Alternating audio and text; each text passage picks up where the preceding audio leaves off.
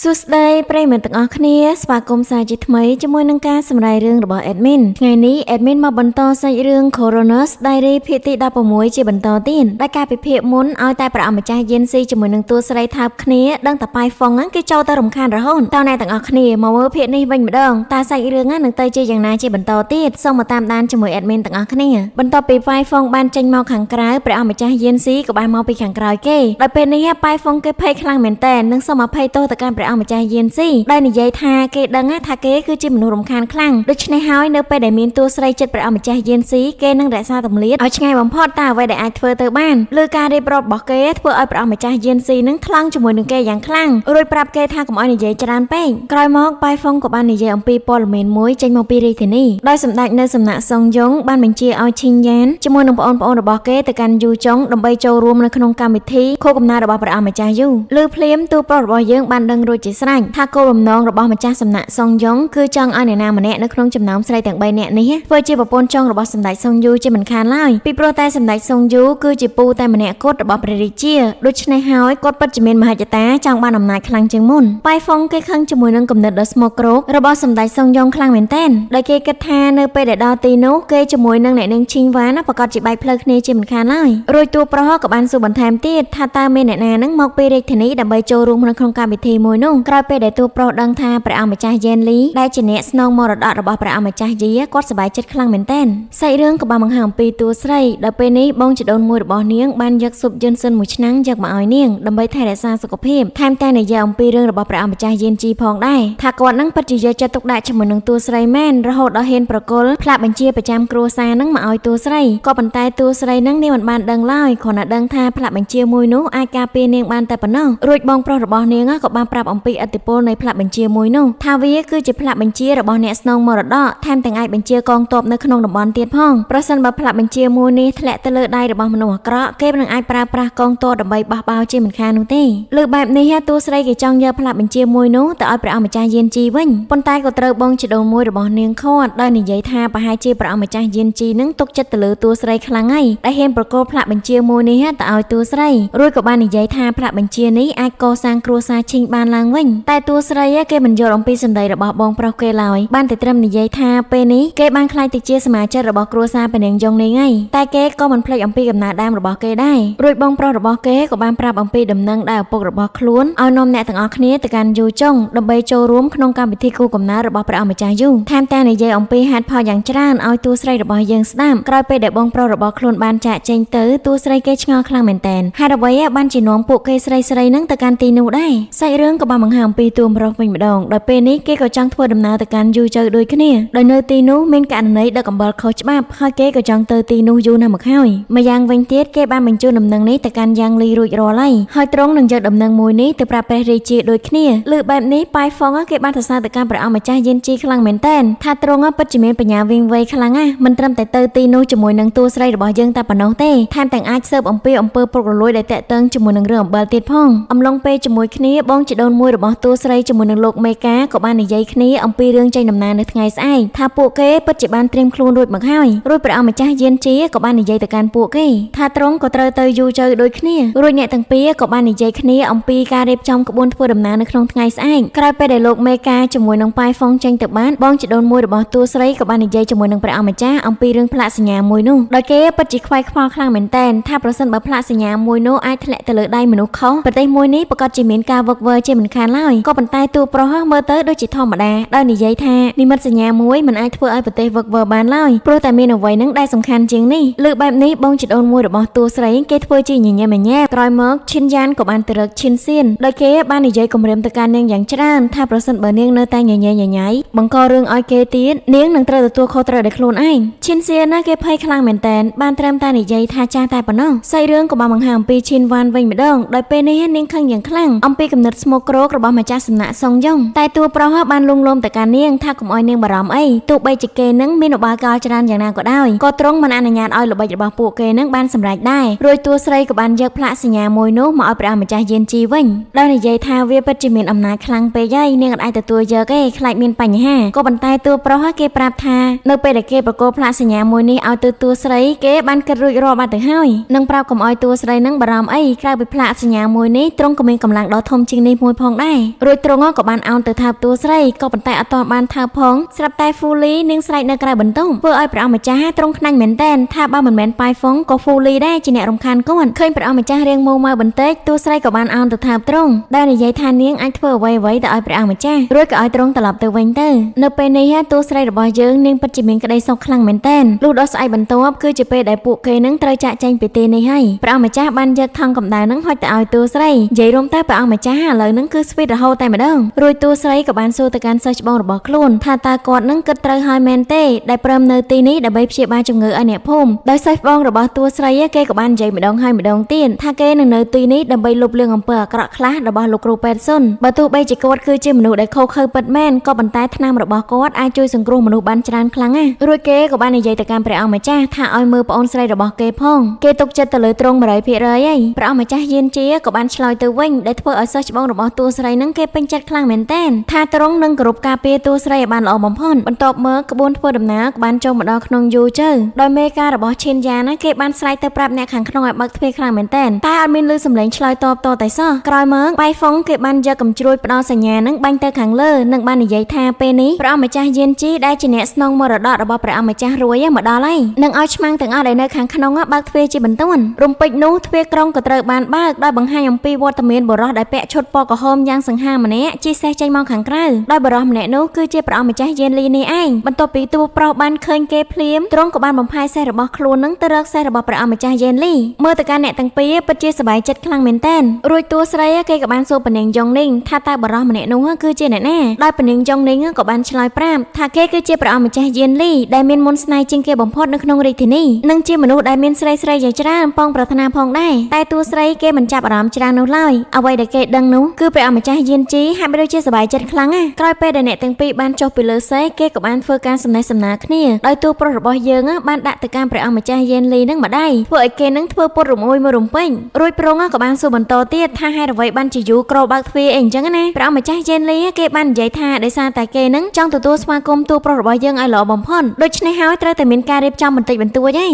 រួចព្រះអង្គម្ចាស់យានជីក៏បានប្រទះភ្នែកជាមួយនឹងតួស្រីរបស់យើងធ្វើឲ្យទ្រង់ញញឹមមិនដាក់មាត់សោះព្រះអង្គម្ចាស់យានលីឃើញបែបនេះហើយគេដឹងភ្លាមថាអ្នកនៅក្នុងរទេះនោះគឺជាមនុស្សសំខាន់របស់ព្រះអង្គម្ចាស់យានជីក្រោយមកបងជីដូនមួយរបស់តួស្រីក៏បានទៅណែនាំខ្លួនរួចលោកមេកាក៏បានបញ្ជូនដំណឹងទៅកាន់បងជីដូនមួយរបស់តួស្រីថាពេលនេះអ្នកបម្រើគ្រួសារផាងកំពុងតែរងចាំគេនៅខ្លោងទ្វារដូច្នេះហើយសូមឲ្យអ្នកប្រុសឆាប់ទៅអីចឹងណាលើបែបនេះភ្លាមធ្វើឲ្យព្រះអង្គម្ចាស់យានលីគេភ្ញាក់ផ្អើលយ៉ាងខ្លាំងពីព្រោះតែគ្រួសារឈិនដូចជាមិនក្រទេចុះហេតុអ្វីបានជាទៅស្នាក់នៅផ្ទះអ្នកជំនួយដែលមានជាងគេនៅក្នុងតំបន់នេះទៅវិញឈិនយ៉ាណាគេក៏បានបកស្រាយថាលោកប៉ាងជាមួយនឹងឪពុកគេមានការរាប់អានគ្នាទៅវិញទៅមកដូច្នេះហើយទំនាក់ទំនងនៃគ្រួសារទាំងពីរក៏មិនអាក្រក់នោះដែរឃើញសភាពរបស់អ្នកទាំងសងខាងធ្វើឲ្យតួប្រុសគេបាននិយាយប្រាប់ទៅកាន់បងជីដូនមួយរបស់តួស្រីថាឲ្យនាំស្រីនឹងចេញដំណើរទៅមុនទៅពីព្រោះតែពួកនាងនេះមានការហត់នឿយខ្លាំងពេកហើយព្រះម្ចាស់យានលីគេមិនសូវពេញចិត្តជាមួយនឹងអត្តចរិតរបស់បងប្រុសជីដូនមួយតួស្រីនោះទេអំឡុងពេលនោះព្រះម្ចាស់យានជីទ្រង់ចង់ទៅមើលរតែបន្តិចតែក៏ត្រូវបានព្រះម្ចាស់យានលីខាត់នឹងបានសួរថាតើគេនឹងចង់ទៅណ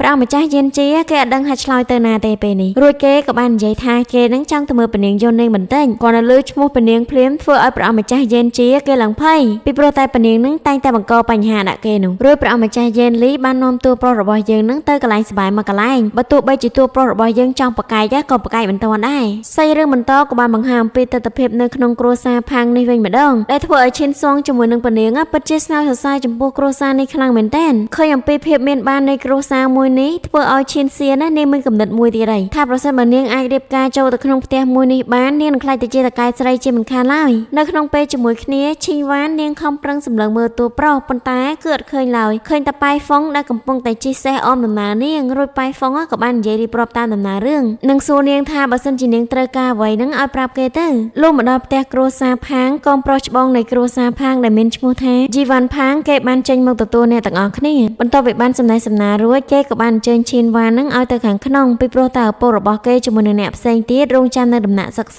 ភ្លាមនោះក្រុមពនាងយ៉ងនាងតួស្រីរបស់យើងជាមួយនឹងឈិនសងនាងក៏បានចុះមកដែលធ្វើឲ្យអ្នកប្រុសច្បងនៃគ្រួសារប៉ាងមើលឡើងផ្លឹករួចបងប្អូនជីដូនមួយរបស់តួស្រីក៏បានណែនាំអំពីសមាសធាតុរបស់ពួកគេម្នាក់ម្ដងរួចអ្នកប្រុសប៉ាងក៏បានធ្វើការស្វាគមន៍ជាធម្មតាដែលទង្វើបែបនេះធ្វើឲ្យពនាងយ៉ងនាងពិតជាមិនពេញចិត្តយ៉ាងខ្លាំងអំឡុងពេលនោះឈិនស៊ីនគេបានចុះមកពីរទេសសេះបន្ទាប់ពីបានឃើញអ្នកប្រុសប៉ាងភ្លាមគេចាប់ផ្ដើមមាន មានអារម្មណ៍ចង់ស្និទ្ធស្នាលជាមួយនឹងគាត់យកតែម្ដងដែលបានបញ្ចេញរោគសញ្ញាចង់បានអីអញ្ចឹងណាឃើញបែបនេះធ្វើឲ្យឈៀនសួងជាមួយនឹងពនាងយងនីងពិតជាជ្រែងជាមួយនឹងចរិតរបស់នាងយ៉ាងខ្លាំងនៅពេលដែលអ្នកបម្រើបាននាំពួកគេមកកាន់កន្លែងស្នាក់នៅឈៀនសៀនគេបានយកបន្ទប់មួយដែលសំខាន់ជាងគេបំផុតនៅក្នុងចំណោមបន្ទប់ទាំងអស់ធ្វើឲ្យពនាងយងនីងពិតជាខឹងជាមួយនឹងគេយ៉ាងខ្លាំងថាគេនឹងគ្មានសុជីវធម៌ហេតុអ្វីបានជាព្រមសួរនាងសិនអីអញ្ចឹងណារួចទូស្រីក៏បានលួងលោមទៅកាន់ពនាងយងនីងវិញធ្វើឲ្យពនាងយងនីងនឹងក៏បោះបង់ចោលគំនិតចង់បានបន្ទប់មួយនោះនឹងទៅបន្ទប់ចិត្តនាងវិញម្ដងមើលទៅកាន់ឈៀនសួងពេលនេះនាងក៏មិនចង់នៅជាមួយនឹងឈៀនសៀនប្រមាណដែរដោយរដងឈៀនសៀនតែងតែប្រមាថនាងរហូតដូច្នេះហើយនាងមិនចង់មានបងស្រីដូចជាឈៀនសៀននេះទៀតទេសាច់រឿងក៏បានបង្ហាញអំពីក្រុមសម្ដែងដ៏ល្បីវិញម្ដងដោយពេលនេះគេមានភារកិច្ចទៅសម្ដែងនៅក្នុងពិធីខួបកំណើតរបស់ព្រះអង្គម្ចាស់យូនៅតាមផ្លូវប្រជារាស្ត្រពិតជាស្ងាត់សរសៃជាមួយនឹងពួកគេយ៉ាងខ្លាំងរហូតដល់ស្ទាក់ផ្លូវដើម្បីគាំទ្រក៏ប៉ុន្តែនាងពិតជាមិនចង់រញ៉េរញ៉ៃជាមួយនឹងពួកគេឡើយក៏បានឲ្យអ្នកបរទេសរបស់ខ្លួននឹងចាត់ការពួកគេចេញទៅក្រោយពីបានស្ដាប់សម្ដីរបស់អ្នកបរទេសប្រជាជនក៏ចាប់ផ្ដើមបើកផ្លូវពួកគេចេញទៅសាច់រឿងក៏បានបង្ហាញអំពីក្នុងបន្ទប់ដែលតួស្រីកំពុងស្នាក់នៅឯនេះវិញដោយពនាងយងនីងនៅតែមិនអស់ចិត្តអំពីរឿងគ្រួសារមួយនេះខណៈពេលនោះតួស្រីគេកំពុងតែមើលផ្លាកសញ្ញាដែលតួប្រុសនឹងបានឲ្យគេធ្វើឲ្យពនាងយងនីងក៏ចាប់ផ្ដើមសួរថាតើគេនឹងទៅដល់បងប្រុសជីដូនមួយរបស់ខ្លួនមែនអត់តែនាងក៏បានប្រកែករួចពនាងយងនីងក៏បាននិយាយថាកុំឲ្យនាងនឹងខ្វល់ខ្វាយច្រើនអីម្លេះពេលនេះព្រះអង្គម្ចាស់យេនលីបានយកព្រះអង្គម្ចាស់យេនជីនឹងទៅកាន់ផ្ទះបនបាត់ទៅហើយលើបែបនេះភ្លាមធ្វើឲ្យតួស្រីឆ្ងល់យ៉ាងខ្លាំងនិងសួរដេញដោលពនាងយងនីងថែមទៀតផងដោយឃើញអំពីអាការៈរបស់តួស្រីហាក់បីដូចជាខឹងជាមួយនឹងតួប្រុសរៀងខ្លាំងដែរពនាងយងនីងក៏បានឆ្លើយបន្លប់និងឲ្យនាងនឹងចូលសម្រាកទៅ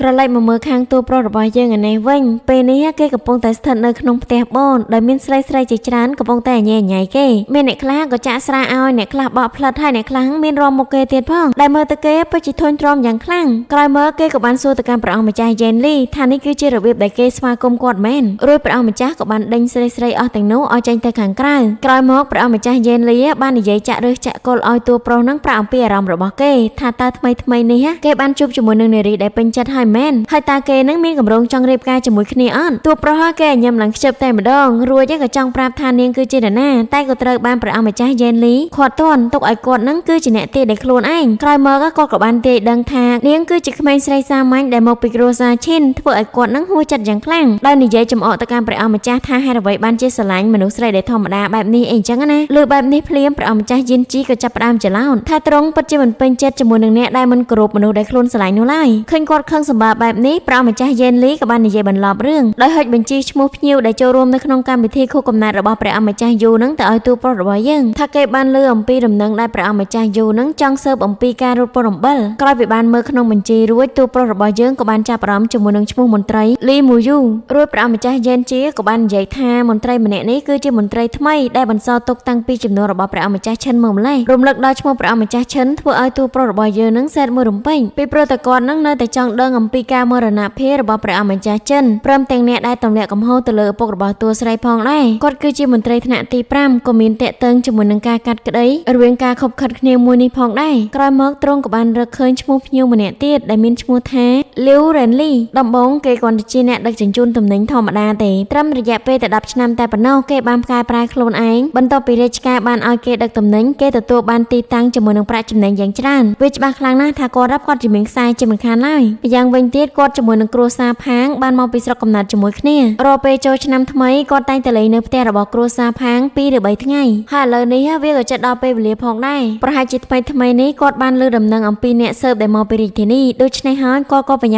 បញ្ជូនអំបិលនោះឲ្យបានលឿនជាទីបំផុតរួចព្រះម្ចាស់យេនលីក៏បាននិយាយបន្តទៀតថាក្រោយពេលដែលគាត់ដោះស្រាយរឿងក្តីនឹងជាដំណឹងមកកាន់រាជធានីអំណោយរបស់គាត់នឹងតែងតែម្ដងតាមក្រោយគាត់ជានិច្ចពេលនេះលោកលាវគេក៏បានមកជួបជាមួយនឹងអ្នកស្រីឈិនដោយអ្នកស្រីឈិនបានខ្សឹបប្រាប់គាត់អំពីរឿងហេតុមួយតើតើទៅនឹងអ្នកដែលនៅក្នុងក្រុមសម្ដែងនឹងធ្វើការបោកប្រាស់ទៅកាន់ក្រុមលើបែបនេះធ្វើឲ្យលោកលាវនឹងខឹងជាមួយនឹងគេយ៉ាងខ្លាំងថែមទាំងថាជីវិតរបស់គេនឹងកុំតែអ្នកស្រីឈិនរើសមកទេបើមិនដូច្នេះទេគេប្រកាសជាត្រូវដាក់អនាថាជាមិនខានឡើយរួចអ្នកស្រីឈិននឹងក៏បាននិយាយតបទៅកាន់គាត់វិញថាប្រសិនបើខ្លួននឹងមានឱកាសសម្ដែងនៅសៀវហ្វុងអ៊ីងយើងប្រកាសជាមានដំណោះស្រាយជាមិនខានឡើយប៉ុន្តែលោកលាវបានបដិសេធពីព្រោះតែទីនោះគឺជាកម្មសិទ្ធិរបស់គ្រួសារផាងហើយគេក៏មិនអនុញ្ញាតនោះដែរមុននឹងនិយាយគ្នាបន្តទៀតលោកឈិនក៏បានបើកទៅមើលបង្អួចដោយនិយាយថាខ្លាចបង្អួចមានតិចប៉ុន្តែអ្នកស្រីឈិននឹងគាត់ពិតជាអត់ខ្វល់ជាមួយនឹងសម្ដីរបស់លោកលាវឡើយដោយបានខឹងទៅកាន់លោកលាវបន្ថែមទៀតរួចលោកលាវក៏បានគម្រាមទៅកាន់នាងកុំឲ្យនាងនឹងលើកសំណើបែបនេះមកកាន់គេទៀតពីព្រោះតែគេនឹងមិនចង់ធ្វើឲ្យម្ចាស់គ្រួសារផាងនឹងខឹងទៅលើ ពួកគេនោះទេ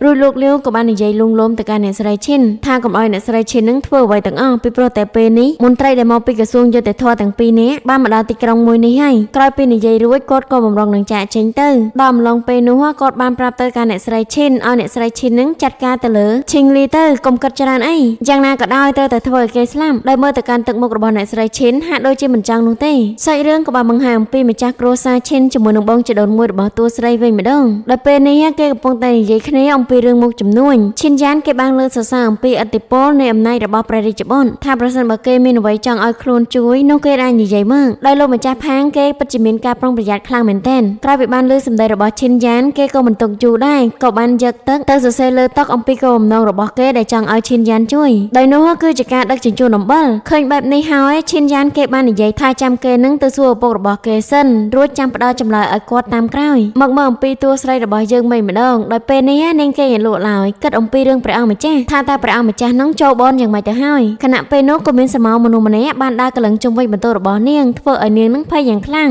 ងរួចក៏សង្ងំត្រៀមខ្លួនរួចជាស្រេចដើម្បីវាយប្រហារក្រោយមកតួស្រីក៏បានយកកបិតនោះទៅចាក់បរោះដែលចង់ចូលមករកនាងដែលបរោះម្នាក់នោះគឺជាតួប្រុសរបស់យើងនឹងឯងឃើញតួប្រុសមកបែបនេះតួស្រីគេសប្បាយចិត្តខ្លាំងក៏ប៉ុន្តែនាងនៅមិនភ្លេចអំពីហិតខ្លួនប្រាណរបស់តួប្រុសនោះឡើយដែលបន្តនិយាយថាហេតុអ្វីបានជាខ្លួនប្រាណរបស់គេនឹងធំស្រាលនឹងម្សាខ្លាំងម្ល៉េះតួប្រុសពេលនេះគេឆ្លាតអត់ចាញ់ទេពីព្រោះតែគេនឹងខ្លាចតួស្រីខឹងដែលមានការគំរាមកំហែងពីតួស្រីខ្លាំងពេកទៅត្រួតប៉ោះគេបាននិយាយថាវាគឺជាលើកទី1របស់គេដែលបានចូលទៅកន្លែងមួយនោះនឹងបាននិយាយអំពីវិបត្តិនៅក្នុងគួរកងទ័ពឲ្យតួស្រីស្ដាប់អីអញ្ចឹងណាតែតួស្រីនាងបានចាប់អារម្មណ៍ទេអ្វីដែលនាងចង់ដឹងនោះគឺហេតុអ្វីបានជាព្រះអង្គម្ចាស់នឹងចូលទៅក្នុងផ្ទះបនក្រោយពីបញ្យល់ប្រាប់តួស្រីរួចតួស្រីក៏ចាប់ផ្ដើមសុំទោសទៅកាន់ព្រះអង្គម្ចាស់ថាមកពីនាងបច្ចានបានជានាងនឹងធ្វើបែបនេះរួចអ្នកទាំងពីរក៏ចាប់ផ្ដើមអោបគ្នាខណៈពេលនោះក៏បានលើសម្លេងចម្រៀងហ៊ីមួយចេញមកពីខាងក្រោយធ្វើឲ្យតួស្រីនឹងឆ្ងល់យ៉ាងខ្លាំងរួចតួប្រុសគេក៏បានបកស្រាយថាក្រុមចម្រៀងមួយនោះត្រូវបានរៀបចំឡើងដើម្បីសម្ដែងនៅក្នុងកម្មវិធីខួបកំណើតរបស់ព្រះអង្គម្ចាស់យូអត្ថន័យនៃចម្រៀងធ្វើឲ្យតួស្រីនឹងសង្ស័យខ្លាំងមែនទែនពីព្រោះតែវាតាក់ទងជាមួយនឹងការជួយសង្គ្រោះឪពុកម្ដាយរួចតួប្រុសគេក៏បានលួងលោមតួស្រីបន្ទាប់មកគេចង់ទៅអោនថាបតួស្រីតែក៏ត្រូវហ្វូលីបានចូលមកដល់ធ្វើឲ្យព្រះអង្គម្ចាស់នឹងមួម៉ៅជាមួយនាងទៀតហើយតែពេលនេះតួប្រុសគេមិនបង្អង់ពេលយូរឡើយក៏បាននិយាយប្រាប់តួស្រីថាគេមករកនាងជារៀងរាល់យប់រួចក៏អានថាបតួស្រីនឹងបានចាកចេញទៅសាច់រឿងក៏បានបង្ហាញអំពីក្រុមល្ខោនសងឈិងដែលពេលនេះគេកំពុងតែរៀបចំអីវ៉ាន់ដើម្បីត្រៀមនៅក្នុងការសម្ដែងក្រោយពីបានរៀបចំអីវ៉ាន់រួចគេក៏បានត្រឡប់ទៅវិញដល់ពេលនោះផងដែរយើងក៏បានឃើញមានមនុស្សដែលស្លៀកឈុតខ្មៅម្នាក់ចូលមកក្នុងទីនេះនិងបានមើលទៅកាន់ព្រួញដែលគេដាក់អំបិញមីនេះផងដែរនោះដល់ថ្ងៃខួបកំណើតរបស់ព្រះអង្គម្ចាស់យូក៏បានចូលមកដល់គ្រប់គ្នាពិតជាសប្បាយចិត្តខ្លាំងមែនទែនខុសប្លែកអីតែក្រសួងយុតិធម៌ម្នាក់ដែលគាត់មានឈ្មោះថាលីមូយូចរិតរបស់គាត់ពិតជាចម្លែកខ្លាំងមែនទែនដែលគាត់យកស្រាមួយប៉ាន់ហ្នឹងអង្គុយផឹកតែម្នាក់ឯងបន្តិចក្រោយមកបងជីដូនមួយរបស់តួស្រីក៏បានសុំគោលពេងជាមួយនឹងគាត់ក៏ប៉ុន្តែត្រូវបានគាត់បដិសេធសាច់រឿងក៏បានបង្ហាញអំពីពនាងយ៉ុងនីងវិញម្ដងដោយពេលនេះចាស់ទុំនៅក្នុងគ្រួសាររបស់ព្រះអង្គម្ចាស់យូកំពុងតែគៀងកើឲ្យពនាងយ៉ុងនីងនឹងយកប្តីដែលជាក្មួយរបស់គាត់ធ្វើឲ្យពនាងយ៉ុងនីងនឹងគេពិតជាស្មុគចិត្តខ្លាំងមែនទែនចំណែកឯតួស្រីឯនេះវិញនាងគិតតែពីអង្គុយសោយនៅសកលភាពរបស់ពនាងយ៉ុងនីងខណៈពេលនោះនាងក៏បានសម្លឹងទៅមើលព្រះអង្គម្ចាស់យៀនជីហើយព្រះអង្គម្ចាស់យៀនជីក៏បានសម្លឹងទៅមើលនាងផងដែរដោយវាធ្វើឲ្យលោកមន្ត្រីលីមូក៏តាមសម្លឹងដូចគ្នាបន្ទាប់ពីបានឃើញតួស្រីគាត់មានអារម្មណ៍ដូចជាស្គាល់នាងចំណែកឯតួស្រីរបស់យើងក្រោយពីឃើញលោកមន្ត្រីហើយនាងមានអារម្មណ៍ភ័យយ៉ាងខ្លាំងក្រោយពីតួស្រីបានប្រឈមមុខជាមួយនឹងកែវភ្នែកដល់កំណាចរបស់លោកមន្ត្រីមូនាងក៏បានសម្រេចចិត្តចាកចេញពីក្នុងកម្មវិធីនេះបន្តិចដោយពេលនេះអារម្មណ៍របស់តួស្រីនឹងយ៉ាប់យ៉ឺនមែនទែនព្រោះនាងខ្លាចថាលោកមន្ត្រីមូមើលធ្លុះអំពីកំណត់របស់នាងហើយនាងក៏មិននឹកស្មានដែរថាលោកមន្ត្រីលីបង្ហាញខ្លួននៅពេលនេះហាក់បីដូចជាសុភាពបុរសណាស់អញ្ចឹងហ្វូលីបានលងលោមទៅកាន់តួស្រីកុំឲ្យនាងគិតច្រើនពេកអីទោះបីជាគាត់ជាមនុស្សល្អយ៉ាងណាក៏ដោយអ្វីដែលសំខាន់លីមូគឺជាអ្នកបំផ្លាញជីវិតគ្រួសាររបស់គាត់រំពេចនោះព្រះយុននាងក៏បានចូលមកដល់និងបន្ទោសទៅកាន់អ្នកទាំងពីរយ៉ាងខ្លាំងហើយអ្វីបានជាចេញមកបន្ប្រាប់នាងអីអញ្ចឹងណារួចព្រះយុននាងក៏បានរអ៊ូអំពីអ្នកដែលនៅខាងក្នុងព្យាយាមនិយាយពីរឿងរៀបការជាមួយនឹងនាងអីអញ្ចឹងណាធ្វើឲ្យនាងនឹងធន់យ៉ាងខ្លាំងនៅក្នុងពេលជាមួយគ្នាឈីងសងនាងក៏បានមកហៅអ្នកទាំងអស់គ្នាឲ្យទៅមើលក្រុមល្ខោនពីព្រោះតែបន្តិចទៀតនេះគេចាប់ផ្ដើមសម្ដែងឈុតឆាកពិសេសហើយសាច់រឿងក៏បានបង្ហាញអំពីទស្សនវិជ្ជានៅក្នុងពិធីវិញម្ដងដែលលោកលាវចង់ចូលកែវជាមួយនឹងព្រះអង្គម្ចាស់យូតែក៏ត្រូវបានកែវភ្នែករបស់តួប្រុសប្រហារគាត់ជាប់ធ្វើឲ្យគាត់កិច្ចមុខមួយរំពេញបន្ទាប់មកព្រះអង្គម្ចាស់ក៏បានឲ្យប៉ៃហ្វុងតាមដានទៅលើលោកម្ចាស់លាវថែមទាំងសង្កេតមើលអ្នកដែលរុំតុកនៅខាងក្រោយផងដែររួចលោកម្ចាស់ផាងក៏បាននិយាយទៅកាន់លោកមន្ត្រីលីមូវិញម្ដងដោយបបួលលោកមន្ត្រីលីមូនឹងទៅស្នាក់នៅក្នុងផ្ទះរបស់គាត់តែលោកលីបែរជាបដិសេធដោយនិយាយថាគាត់មកទីនេះគឺបំពេញភារកិច្ចដែលព្រះអង្គបានដាក់ឲ្យអញ្ចឹងហើយតាមច្បាប់គាត់ក៏តែស្នាក់នៅទីនេះឯង เมื่อเคยสกาเพบมอดจอดบอลลีมูเพื่อเอาตัวโปรนั้นเกวิบะสังเกตอย่างคลั่งโดยลีมูกอดปัจจิเมนการปงปิจัดจมูกหนึ่งเปียสำได้หนึ่งกายวิการระบกอดคลั่งเพื่อเอาตรงมันไอดังอัมพีเพสมาตรังระบเกบานไล่บรรทบเมื่อตัวใส่จมูกในแนบเซนเตสกับบ้านมังกรกะไหลเว้งได้เพื่อเอาประอังมาแจ้งก็เป็นเพบริดีจมูกหนึ่งสนามยมระบเนียงพองได้ประมาจ้าเยนลีกับบ้านใบมุกตะการปูเนียงแทมแต่เลือกได้ทุสได้เดียดพองได้เพื่อเอาชิ้นสวงบ้านสายแต่เลือกประมาจ้าเยนลีอย่างคลั่งไปโปรแต่รูปเรียงดาวสังหารระบก้อนแต่ประเด็นจงนี้กับบ้านเจงมกเพื่อเอาประมาจ้าเยนลีนั่งเกเลงหินเมื่อบดาวบรรทัดกลายเมื่อโลกมาจ้าลีมูกับบ้านมังเยจมูกหนึ่งตัวโปรระบเยิงได้เอาตัวโปรระบเยิงนั่งจำเรียบตะการประมาจ้าอยู่พองทาเกปัจเจมันไอปิซาเครื่องสว่างบานปัดแม่นั่งสมเลียกอดได้เติมโมไนรู้กับบ้านสายตัวโปรอมปีเรื่องบ่ใบกระไดปีจบคณีในจริงเจอหนึ่งบ้านสมปีการนายนมปีตัวโปรพองได้ปนใต้ตัวโปรระบเยิงเกกับบ้านใหญ่ตอบตัววิ่งถ้าปูเกตั้งปีนี้มินโกได้ในขนมกาเสิร์ฟกระไดนึ่งเซนขี้ฮาเกก็มันไอเพื่อกายจมูกหนึ่งมนุษย์ได้กับบอดครูดอกใบลางถนัดบานได้เลือแบบนี้ที่ปูไอโลมันจ้าเลนั่งเกลงหินเนยตัวใส่เนี่ยกับบ้านสบายใจบันเทิดได้บรรทบปีประเอามาจ้าบ้านใหญ่เปียขนมเจ็ดระบเนี่ยนั่งแต่การโลกเลยมู่บ้านประเอามาจ้ายางเลยกับบ้านมาสู่ตัวโปรทาเกนั่งมันซอกสไนเตะได้เหมือนบ้านสหการจมูกนั่งโลกมาจ้าเลยมู่แต่ตัวโปรเกตเฟิร์แบบนี้คือบำน้องจังเอาตัวใส่ระบเยิงนั่งเนี่ยสบายใจบันเทิงขณะเปนุบงจะโดนมวยระบตัวใส่ร่มจมูกนั่งโลกมาจ้าพังบ้านเฟิร์ดำนาจังปีตีนี่ประเอามาจ้าเย็นจีกับบ้านปราบเอาประเอามาจ้าเย็นเลยจมูกนั่งไปฟ้องตะคลอมเมื่อเนี่ยตั้งปีพร้อมละเข้าในเลยชาก็จะประดามสำได้นึกสายเพบยนต์ในเกกับปงแต่ละใบจำนายในคางกลายบงจะโดนมวยระบตัวใส่ปัจจิคังจมูกนั่งโลกเร็วครั้งเหม็นเต้นได้เธอสกาวเพบแบบนี้ด่าโคตรหักไปโดยเจมันกรุบแต่การไปเรจะบ่นจังโรยลมมาจ้าพังก็จะประดามในใจลุงลมแต่การก้นถ้าประหายจะโลกเร็วนั่งคลายอำนาจระบประเอามาจ้าเย็นจีย่างเมื่อเตอร์บ้านจิกวดนั่งมันจังจังเธอสกาวเพบเบอร์ชนี่โรยลมมาจ้าพังกับบ้านใจลุงลมแต่การบงจะโดนมวยระบตัวใส่เวงไปดองถ้าประเอามาจ้าจีมองเตนี้โปรตโกได้ใส่มวยที่ให้กวดก็มันเห็นแปะปนจมูกนั่งกระในมวยนี้พองได้โดยชินยานเก็บบ้านมาแจกอย่างบ้าถ้าประสิทธิ์เบอร์ลงมาจ้าเลี้ยวมินจำนวนซอยนึกขนมได้ประเอามาจ้าเย็นจีแกนั่งมันนายนมลงมาจ้าเลี้ยวแต่การประดิษฐ์บทจิตได้แค่นกลายไปได้ปูเกบันจ่าเจงเตอร์ประเอามาจ้าเย็นลีกระจังเรือกระไหลสำระโดยขี้เปนุตรงกับบ้านจูจมูกนั่งปลายฟงโดยพี่เยี่ยมส่วนปีตำแหน่งตำแหน่งระบตัวใส่จมูกนั่งตัวโปรอย่างจานก็บรรทายปลายฟงก็เกิดบ้านเย่ไว้ต่างรูปประเอามาจ้ากับบ้านเย่ประทายเตี้ยจะจอยเอาปลายฟงนั่งเพื่อสกาวประเภทแต่ปลายฟงก็เนื้อแต่มันเพื่อสกาวประเภทต่อหน้าขณะเปนุก็กับบ้านนึกเคยหรือใบมวยได้ในใหญ่ทาเปนี้ให้กดดังไงถ้าตามการปเตอร์ตัวใส่ระบเยนั่งคือเจนน่ะให้ประสิทธิ์ประเอามาจ้าสู้ถ้ากดดังมาปีน่ะคือกดดังจมูกนั่งปลายฟงนั่งเองไอ้ถั่วไอ้ปลายฟงนั่งแก้ข้างจมูกนั่งประเอามาจ้าอย่างคลั่งปีโปรไตเกนั่งอัดบ้านเย่ไว้พองนั่งขนมการวิธีก็จับประดามสำแดงชดชาสำคัญได้มูลานเตยจุยสังครุมาได้ระบเนียงชิงลีบ้านจับประดามการสำแดงระบคล้วนได้ประกฏจมูกนั่งเนี่ยได้ในเลยแช่เพื่อเอากรุบคณีนั่งปัจจิกาต่อสร้างปีเต็บกระซาระบเนียงอย่างคลั่งโรยชดกราวเนียงก็เตยประกฏจมูกนั่งอย่างจริงได้ร่มจมูกนั่งประอับอาวุธกระลือจนมวยพองได้เนเปได้บ้านสำแดงจมูกนั่งประอับกระลือจนนุ่มมาดองจีปีดองเมื่อเตยวิคมินปัญหาไอโนเต้ระหดดอกการสำแดงจัดจ้ำยังลิงเกกับบ้านเตียงกระลือจนนึกขนมประอับนุ่มมาดองตีดได้เพื่อเอาโปรยในนึกขนมประอับมวยนู้จะตำลุโจตะขนมเบดโดระบชิงลียักแต่มาดองเพื่อเอากรุบคณีปัจจิเมนการพยาบาครั้งน่ะเคยแต่ตะเพ็บดารนทดแบบนี้เพื่อเอาประเอามาใจยูก็ดูเพ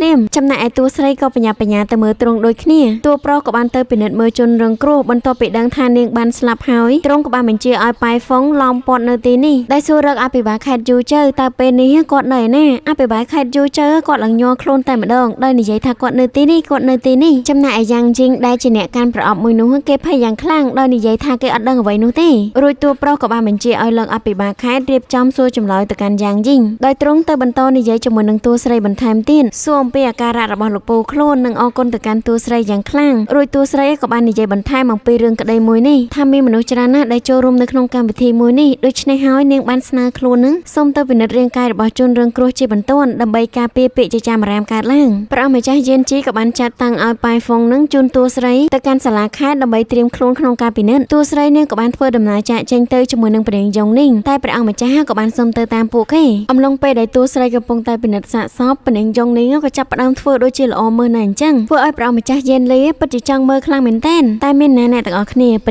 ยงนิ่งเก็บบ้านเบิดพนักมันเห็นมือจำนูไล่บรรทบปีเคยเป็นยงนิ่งหะไปโดยจีละอมือคลางเปย์พระเอามาใจเย็นเลยกับบ้านโจตัวมือเป็นเหมือนดองกรอนแต่เคยอมปีสกาวเพบได้ตัวใส่กับปงแต่เดสะซอบทั่วไอตรงนั้นก็อดอย่างคลั่งเป็นยงนิ่งกับบ้านเตยโกขนองเกบันดาในยัยได้บรรโตไอเกบันดารวมไปโน้พระเอามาใจกับบ้านสำลังเคยตัวโปรระบายยังกับปงแต่ดาเมื่อฮาเกกับบ้านจับเป็นยงนิ่งนั้นเอาถ้วยจิกอ้วนรวยเกคือจีเนะโกขนองเนียงไว้เหมือนดองได้ทั่วไอพระเอามาใจเย็นจีนั้นเอาสำนักจมูกนังโปเกอย่างคลั่งถ้าโปเกนั้นเลยอยู่ไว้ชุดกลายไปได้พระเอามาใจ ចាស់ចាក់ចេញទៅពនាងជននឹងចាប់ផ្ដើមធ្វើបាបទៅកាន់ព្រះអង្គម្ចាស់យេនលីទៀតហើយដោយបង្ខំឲ្យទ្រង់នឹងជូននាងទៅផឹកក៏ប៉ុន្តែព្រះអង្គម្ចាស់យេនលីពិតជាមិនចង់នាំនាងទៅទេពីព្រោះតែខ្លាចតួប្រុសរបស់យើងយ៉ាងណាក៏ដោយទ្រង់ក៏មិនអាចយកឈ្នះទៅកាន់ពនាងជននឹងបានដូចគ្នាធ្វើឲ្យគាត់ព្រមចោះចាញ់នាងតែម្ដងទៅក្រោយមកតួប្រុសក៏បានយកអាវុធធ្វើឃាតចូលទៅដោយពិនិត្យមើលអំពីមូលហេតុនៃការស្លាប់ផងដែរដោយអ្នកស្លាប់ត្រូវបានព្រួយដែកចាក់ទម្លុះបេះដូងព្រះអង្គម្ចាស់ពិតជាឆ្ងល់ខ្លាំងមែនទែនថាប្រសិនបើវាជាករណីឃាតកម្មហេតុអ្វីបានជាគាត់ពិនិត្យមើលកន្លែងកើតហេតុហើយនឹងមិនឃើញអ្វីទាំងអស់រួចតួស្រីនាងក៏បាននិយាយបន្ថែមទៀតថាគ្រោះថ្នាក់ទាំងអស់វាប្រកាសជាមានមូលហេតុជាមិនខានឡើយដោយមើលទៅតួស្រីមានការបារម្ភខ្លាំងមែនទែនធ្វើឲ្យតួប្រុសនឹងគេដាច់ចិត្តសួរទៅកាន់នាងថាហេតុអ្វីបានជានាងធ្វើមុខដូចជាមានការព្រួយបារម្ភខ្លាំងអីអញ្ចឹងណាតួស្រីនាងក៏គ្មានការលាក់លៀមអ្វីដែរបាយនាងបាននិយាយថារឿងក្តីមួយនេះនាងចង់គ្រប់គ្រងវាដោយខ្លួនឯងម្យ៉ាងវិញទៀតព្រះអង្គម្ចាស់ក៏មានរឿងក្តីដែលត្រូវដោះស្រាយដូចគ្នាហើយវាពាក់ព័ន្ធជាមួយនឹងរឿងនយោបាយប្រទេសជាតិទៀតផងគេនឹងមិនចង់ឲ្យព្រះអង្គម្ចាស់លំបាកនោះឡើយប៉ុន្តែព្រះអង្គម្ចាស់ក៏បាននិយាយលួងលោមទៅកាន់តួស្រីវិញដោយហេតុនៅក្នុងខួរកណ្ដាលរបស់សម្ដេចយូដែលជាលោកពូតែម្នាក់គត់របស់ព្រះរាជាវាពិតជាមានសារៈសំខាន់ចំពោះរាជវង្សខ្លាំងហើយម្យ៉ាងវិញទៀតហេតុការណ៍មួយនេះបានធ្វើឲ្យគាត់ធ្លាក់ខ្លួនឈឺភ្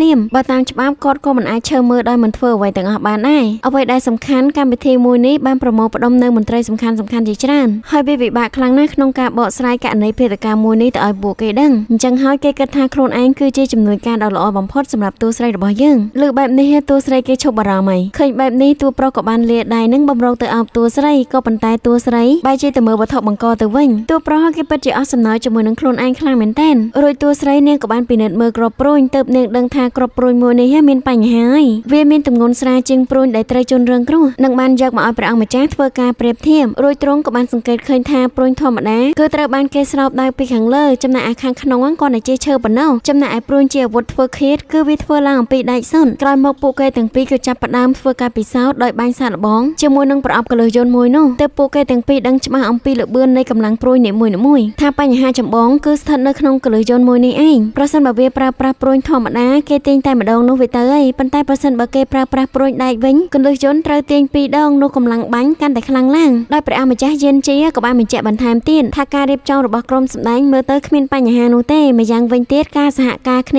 ាឬវិញឈីងលីជាមួយនឹងយ៉ាងយីងក៏បានហាត់យ៉ាងស្ទាត់ជំនាញដូចគ្នាអញ្ចឹងហើយគេមិនគិតថាវាគឺជាការធ្វើបហេរបស់អ្នកទាំងពីរឡើយអ្វីដែលសំខាន់មានឃាតករបានប្រើប្រាស់ជំនាញរបស់គេដើម្បីវាយបហាជាក់ស្ដែងឃាតករមួយនោះពិតជាយល់ច្បាស់អំពីដំណើរការនៃការសម្ដែងរបស់ពួកគេខ្លាំងណាស់រួចតួស្រីក៏បាននិយាយអំពីយ៉ាងយីងថាហេតុអ្វីបានជាគេនឹងធ្វើបហេមិនបានពិនិត្យមើលអីអញ្ចឹងណាព្រះម្ចាស់បានបញ្ជាក់ម្ដងទៀតថាយ៉ាងយីងគឺជាប្រធានក្រុមរងនៅក្រុមល្ខោនមួយនេះអញ្ចឹងហើយគាត់ប្រកាសជាមានការពិនិត្យត្រឹមត្រូវជាមិនខានឡើយប៉ុន្តែទោះបីជាយ៉ាងណាគាត់ក៏មិនអាចនៅជាមួយនឹងប្រអប់មួយនោះជាប់ជានិច្ចដែរធ្វើឲ្យឃាតករមានឱកាសនៅក្នុងការប្រព្រឹត្តរឿងមួយនេះតួស្រីនាងក៏គិតអញ្ចឹងដែរពីព្រោះនៅពេលដែលឈីងលីបានត្រូវគ្រាប់ព្រួយមួយនោះមើលទៅកាន់យ៉ាងយីងគាត់មានភាពភ័យតក់ស្លុតយ៉ាងខ្លាំងអញ្ចឹងហើយគាត់មិនមែនជាអ្នករៀបចំផែនការមួយនេះឡើយរួចព្រះអង្គម្ចាស់ក៏បានបបួលតួស្រីទៅមើលយ៉ាងយីងសាច់រឿងក៏បានបង្ហាញអំពីយ៉ាងយីងវិញម្ដងដោយពេលនេះលោកអភិបាលខេត្តកំពុងតែធ្វើទរណកម្មទៅលើគេខ្លាំងមែនទែនដើម្បីឲ្យគេនឹងសារភាពចម្លើយពីព្រោះតែគាត់នឹងចិត្តដល់ពេលចូលនិវត្តន៍ហើយដូច្នេះគាត់មិនចង់មានរឿងវែងឆ្ងាយដែលពាក់ព័ន្ធជាមួយនឹងរឿងក្តីមួយនេះឡើយទ្រាំជាមួយនឹងភាពឈឺចាប់នេះមិនបានយ៉ាងយីងក៏សម្រេចចិត្តថាសារភាពតែនៅពេលដែលគេយកกระดาษមកសារភា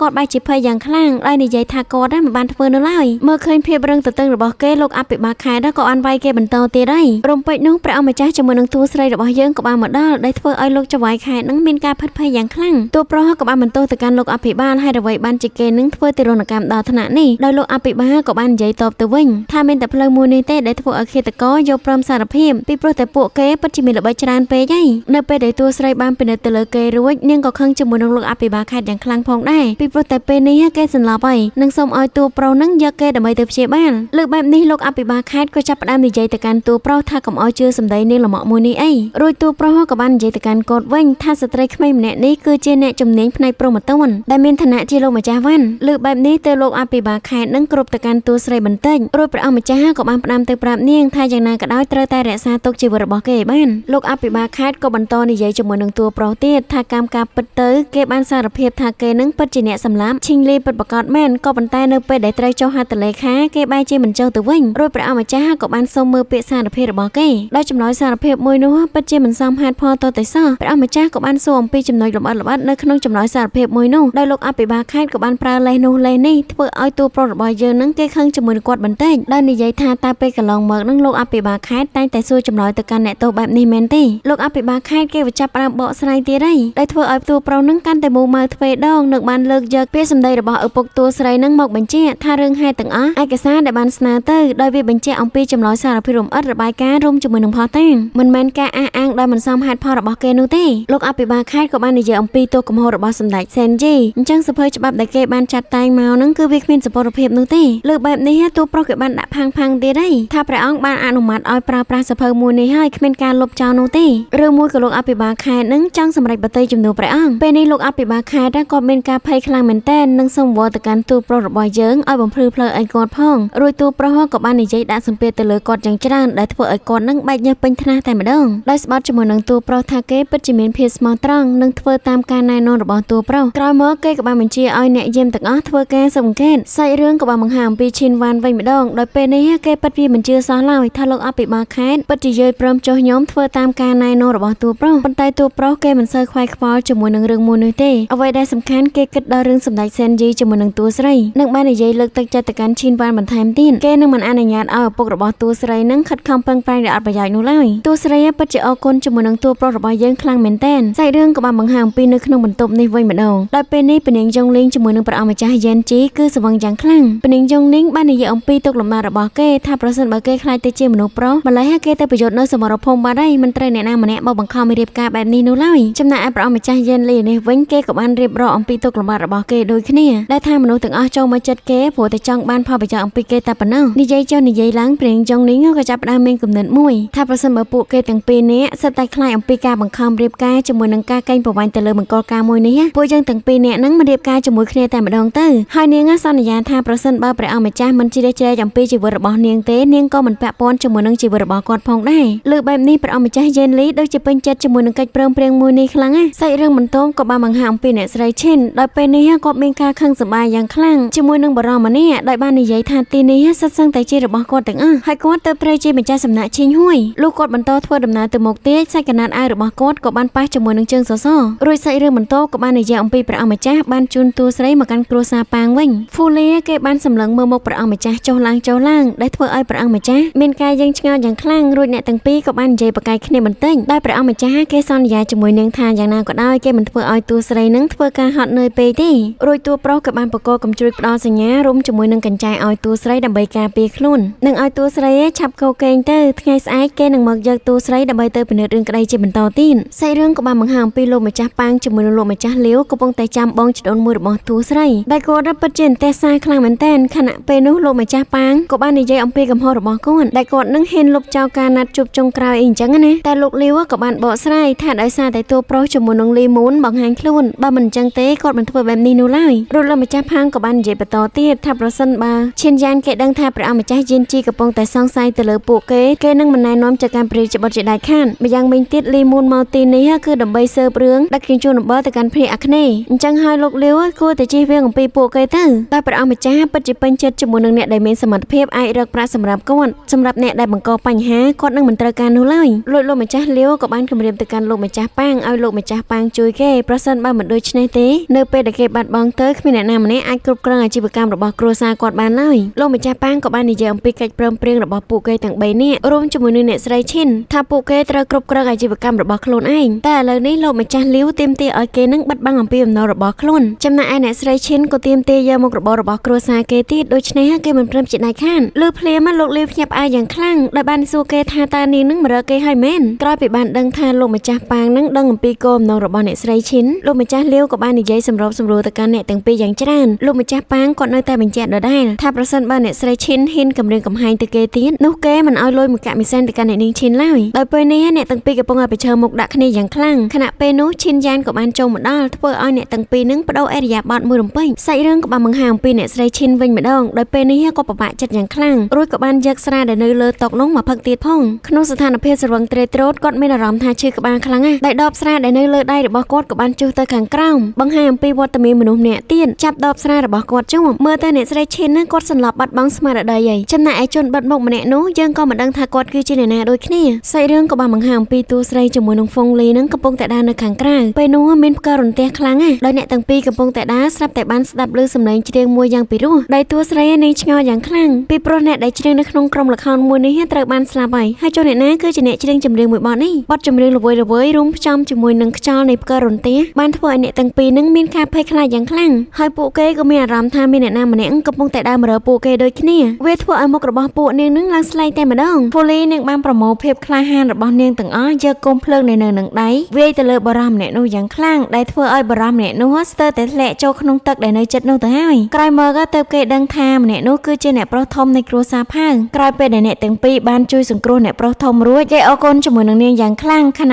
ៈពេលនោះក៏មានសម្លេងក្មេងម្នាក់សើចចំអកដាក់គេថាគេនឹងសមជាមួយនឹងការទទួលបែបនេះហើយធ្វើឲ្យគេខឹងយ៉ាងខ្លាំងនិងបញ្ញាប់ទៅរកក្មេងប្រុសម្នាក់នោះដោយក្មេងប្រុសម្នាក់នោះមានឈ្មោះថាផាំងជីយៀនគឺជាកូនប្រុសតូចរបស់លោកម្ចាស់ផាំងហើយក៏ត្រូវជាប្អូនប្រុសរបស់គេផងដែរគាត់ថាម្ដាយដៃខ្លួនអីអញ្ចឹងណាអ្នកប្រុសធំរៀបណាស់នឹងវាយអ្នកប្រុសតូចទៅហើយតែក៏ត្រូវបានអ្នកបម្រើនឹងមកហាមឃាត់ទន់ថាហេតុអ្វីបានជាអ្នកប្រុសនឹងទៅវាយអ្នកប្រុសតូចទៅវិញគាត់គឺជាប្អូនរបស់ខ្លួនប៉ុន្តែអ្នកប្រុសធំមិនខ្វល់ជាមួយនឹងសម្ដីរបស់នាងឡើយថែមទាំងចង់ដាក់ពួកគេទាំងពីរនាក់ទៀតធ្វើឲ្យតួស្រីនាងបញ្ញាប់ទៅរារាំងឃើញតួស្រីឈឺឆ្អែលបែបនេះគេក៏យកព្រមចាក់ចេញទៅក្រោយមកអ្នកបម្រើម្នាក់នោះក៏បានបង្ហាញអំពីសមាសធាតុរបស់ខ្លួនថានាងគឺជាអ្នកបម្រើផ្ទាល់ខ្លួនរបស់អ្នកស្រីទី2នៅក្នុងគ្រួសារផាងនោះវាមានន័យថាប្រពន្ធរបស់លោកផាងគឺមាន2នាក់ប្រពន្ធដើមគឺជាម្ដាយរបស់អ្នកប្រុសធំចំណែកឯប្រពន្ធចុងឯនេះវិញគឺជាម្ដាយរបស់អ្នកប្រុសតូចផាងជាបន្ទាប់ពីបានលើអ្នកបម្រើនិយាយបែបនេះតួស្រីគេយល់ហើយក៏ប៉ុន្តែតាំងពីគេមកទីនេះគឺគេមិនដែរជួបអ្នកស្រីទី2តតែសោះរួចអ្នកបម្រើក៏បាននិយាយបន្តទៀតថាអ្នកស្រីទី2មានសុខភាពខ្សោយអញ្ចឹងហើយគាត់មិនសូវបានចេញមកទទួលភ្ញៀវនោះឡើយលើកបែបនេះតួស្រីគេមានគំនិតទៀតហើយពីព្រោះតែគេគឺជាគ្រូពេទ្យស្រាប់អញ្ចឹងហើយគេសុំស្នើខ្លួននឹងដើម្បីទៅពិនិត្យមើលអ្នកស្រីទី2អ្នកបម្រើពិតជាសប្បាយចិត្តខ្លាំងមែនទែនបន្ទាប់ពីបានលើសម្ដីរបស់តួស្រីបែបនេះរួចតួស្រីក៏បានសួរអំពីអ្នកចម្រៀងដែលច្រៀងបទមូឡានជួយសង្គ្រោះម្ដាយនឹងតើនាងគឺជាអ្នកណាតែអ្នកបម្រើនាងក៏មិនដឹងច្បាស់ដែរប្រហែលជាចេញមកពីក្រុមល្ខោនហ្វងឈីងដែលនៅក្នុងផ្ទះនេះហើយលើបែបនេះតួស្រីនឹងឆ្ងល់យ៉ាងខ្លាំងពីព្រោះតែក្រុមល្ខោនទាំងមូលត្រូវបានសាលាសុកចាប់ទៅស៊ើបសួរហើយហេតុអ្វីបានជាមានអ្នកសេះសល់អីអញ្ចឹងណាក្រោយពេលនិយាយគ្នាបានបន្តិចអ្នកទាំងអស់គ្នាក៏ចាប់ផ្ដើមធ្វើការបំបែកទៅបន្ទប់រៀងខ្លួនសាច់រឿងក៏បានបង្ហាញអំពីបន្ទប់របស់អ្នកស្រីឈិនឯនេះវិញពេលនេះអ្នកបម្រើបានយកទឹកក្តៅទៅឲ្យគាត់ងូតនៅពេលដែលនាងបានចូលទៅដល់ក្នុងបន្ទប់នឹងធ្វើឲ្យនាងភ្ញាក់ផ្អើលយ៉ាងខ្លាំងពីព្រោះតែបានឃើញអ្នកស្រីឈិននឹងបានចងកសម្លាប់ខ្លួនរួចទៅហើយមកមើលអំពីតួប្រុសឯនេះវិញពេលនេះគេបានទទួលសម្បត្តិសម្ងាត់ដែលនិយាយអំពីទំនាក់ទំនងរបស់លោកផាងជាមួយនឹងលោកលាវពួកគេទាំងពីរនាក់គឺបានមកពីស្រុកកំណើតជាមួយគ្នាក៏ប៉ុន្តែពួកគេនឹងព្យាយាមលាក់បាំងដូច្នេះហើយវាប្រកាសជាមានអ្វីមិនត្រូវជាមិនខាននោះទេរួចតួប្រុសក៏បានបញ្ជាឲ្យប៉ៃហ្វុងទៅស៊ើបមើលរឿងរ៉ាវដែលស្ថិតនៅក្នុងស្រុកកំណើតរបស់អ្នកទាំងពីររោមពេជ្រនោះសម្លេងកញ្ចាយក៏បានបន្លឺឡើងធ្វើឲ្យអ្នកទាំងពីរនឹងបញ្ញាបញ្ញាទៅកាន់វិមានឈីងហួយជាបន្ទាន់ចំណែកបងជីដូនមួយរបស់តួស្រីឯនេះវិញគេកំពុងតែបញ្យល់រៀបរាប់អំពីរឿងរ៉ាវដែលព្រះរាជបុត្រនឹងជ្រើសរើសអ្នកណាម្នាក់ដើម្បីសហការជាមួយខ្លួនដោយស្ថានភាពលោកលាវពេលនេះរៀងយ៉ាប់ជឿនបន្តិចព្រះរាជបុត្រមិនទាន់គិតគូរអំពីរឿងគាត់ឡើយប៉ុន្តែប្រសិនបើគាត់អនុវត្តការជញ្ជូនអំបិលលើកនេះបានសម្រេចគាត់ក៏ត្រូវបានជ្រើសរើសដូចគ្នាលោកលាវក៏ពិតជាមិនពេញចិត្តជាមួយនឹងការសម្រេចមួយនេះទេតែក៏ត្រូវបានលោកផាងនឹងនិយាយទៅកាន់បងជីដូនមួយរបស់តួស្រីថាការពិតទៅគាត់មិនមែនចង់បានឡើងឋានៈអីនោះទេគាត់តែរក្សាតំណែងបច្ចុប្បន្ននេះគឺបានហើយគាត់ក៏សន្យាថានឹងជួយដោះស្រាយបញ្ហារបស់លោកលាវដោយទឹកមុខរបស់លោកម្ចាស់ផាងពិតជាចង់បំបត្តិលោកលាវខ្លាំងមែនទែនខណៈពេលនោះលោកលាវក៏បានក្រោកនិយាយម្ដងដោយសួរទៅកាន់បងជីដូនមួយរបស់តួប្រុសថាតើពេលណាគេទៅរាជធានីពីព្រោះតែគាត់មានរបាយការណ៍ខ្លះបញ្ជូនទៅកាន់រាជធានីហើយក៏ចង់ជួបជាមួយនឹងម្ចាស់សំណាក់សុងយ៉ុងផងដែរឈានយ៉ានគេក៏បានបញ្ជាក់ម្ដងទៀតថាប្រសិនបើរបាយការណ៍មួយនោះមានប្រយោជន៍នោះគេនឹងបានជួបជាមួយនឹងឪពុករបស់ខ្លួនជាមិនខានឡើយរំពេចនោះអ្នកបម្រើក៏បានមករាយការណ៍ជុំវិញរឿងរបស់អ្នកស្រីឈិនធ្វើឲ្យគេនឹងមានភាពតក់ស្លុតយ៉ាងខ្លាំង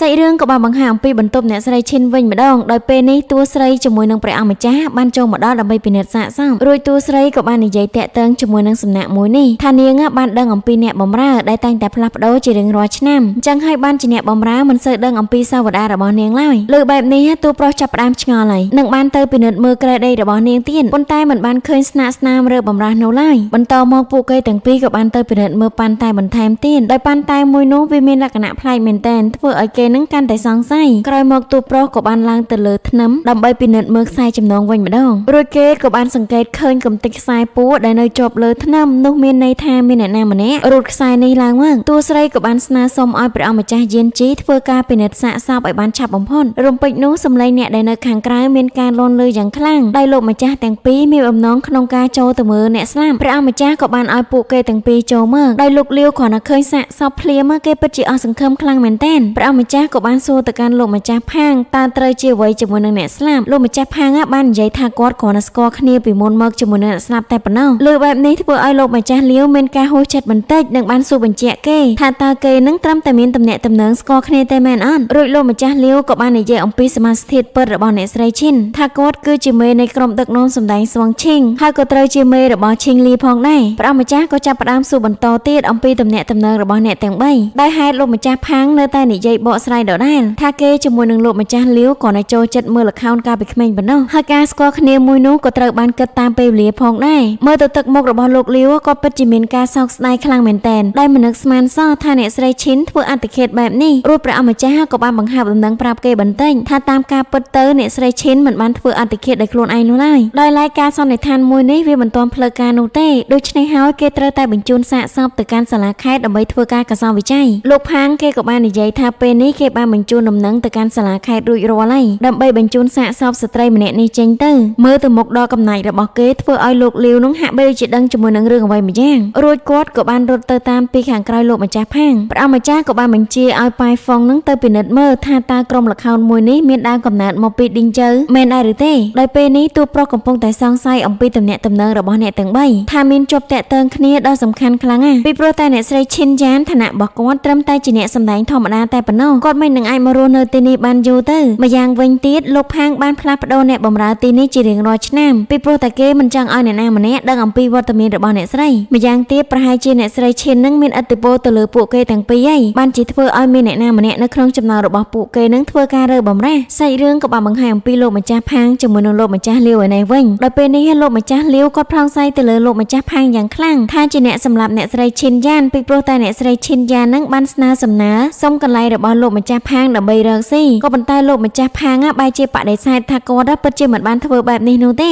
លោកម្ចាស់លាវមិនជឿអំពីសម្ដីរបស់លោកម្ចាស់ផាងឡើយពីព្រោះតែបញ្ហាទាំងអស់នេះមានតែពួកគេប៉ុណ្ណោះដែលដឹងក្រោយមកលោកម្ចាស់ផាងក៏បានបញ្យល់ទៅកាន់លោកម្ចាស់លាវថានៅពេលនេះព្រះអង្គម្ចាស់យៀនជីបានសង្កេតមើលពួកគេទាំងពីរហើយអញ្ចឹងប្រសិនបើទ្រង់ដឹងអំពីអាចកំបាំងរបស់ពួកគេនោះពួកគេក៏មិនរួចខ្លួននោះឡើយដោយស្ថានភាពនៅកន្លែងរបស់តួស្រីឯនេះវិញពេលនេះនាងកំពុងតែធ្វើការពិនិត្យទៅកាន់សាកសពដោយមុននឹងធ្វើការពិនិត្យពួកគេក៏បានត្រៀមខ្លួនរួចជាស្រេចក្នុងការផឹកថ្នាំដើម្បីការពាររួមជាមួយនឹងហេតុផលផ្សេងៗដើម្បីបញ្យល់ទៅកាន់លោកចៅហ្វាយខេតក្រោយមកនាងក៏បានធ្វើការពិនិត្យទៅមើលរូបរាងរបស់សាកសពចឹកតែម្ដងដោយទឹកមុខរបស់នាងនៅរក្សាភាពធម្មតាចំណែកឯខោអាវវិញគ្មានការរើកកាយអ្វីទាំងអស់ដោយឡែកនាងក៏បានពិនិត្យឃើញមានប្រេងក្រអូបជាប់នៅលើដៃអាវរបស់សាកសពព្រមទាំងមានសរសៃអំបោះល្បាញចេញពីក្រណាត់ដែលជឿជាក់ថាវាបង្កឡើងពីការជាប់ជាមួយនឹងសសរលើបែបនេះព្រះអង្គម្ចាស់ក៏បានឲ្យប៉ៃហ្វុងនឹងទៅពិនិត្យមើលភ្លាមក្រោយមកនាងក៏បានធ្វើការដោះសម្លៀកបំពាក់របស់សាកសពនិងពិនិត្យមើលស្នាមខ្សែចងបន្ថែមទៀតនិងបានពិនិត្យមើលក្នុងមាត់ជាបន្ត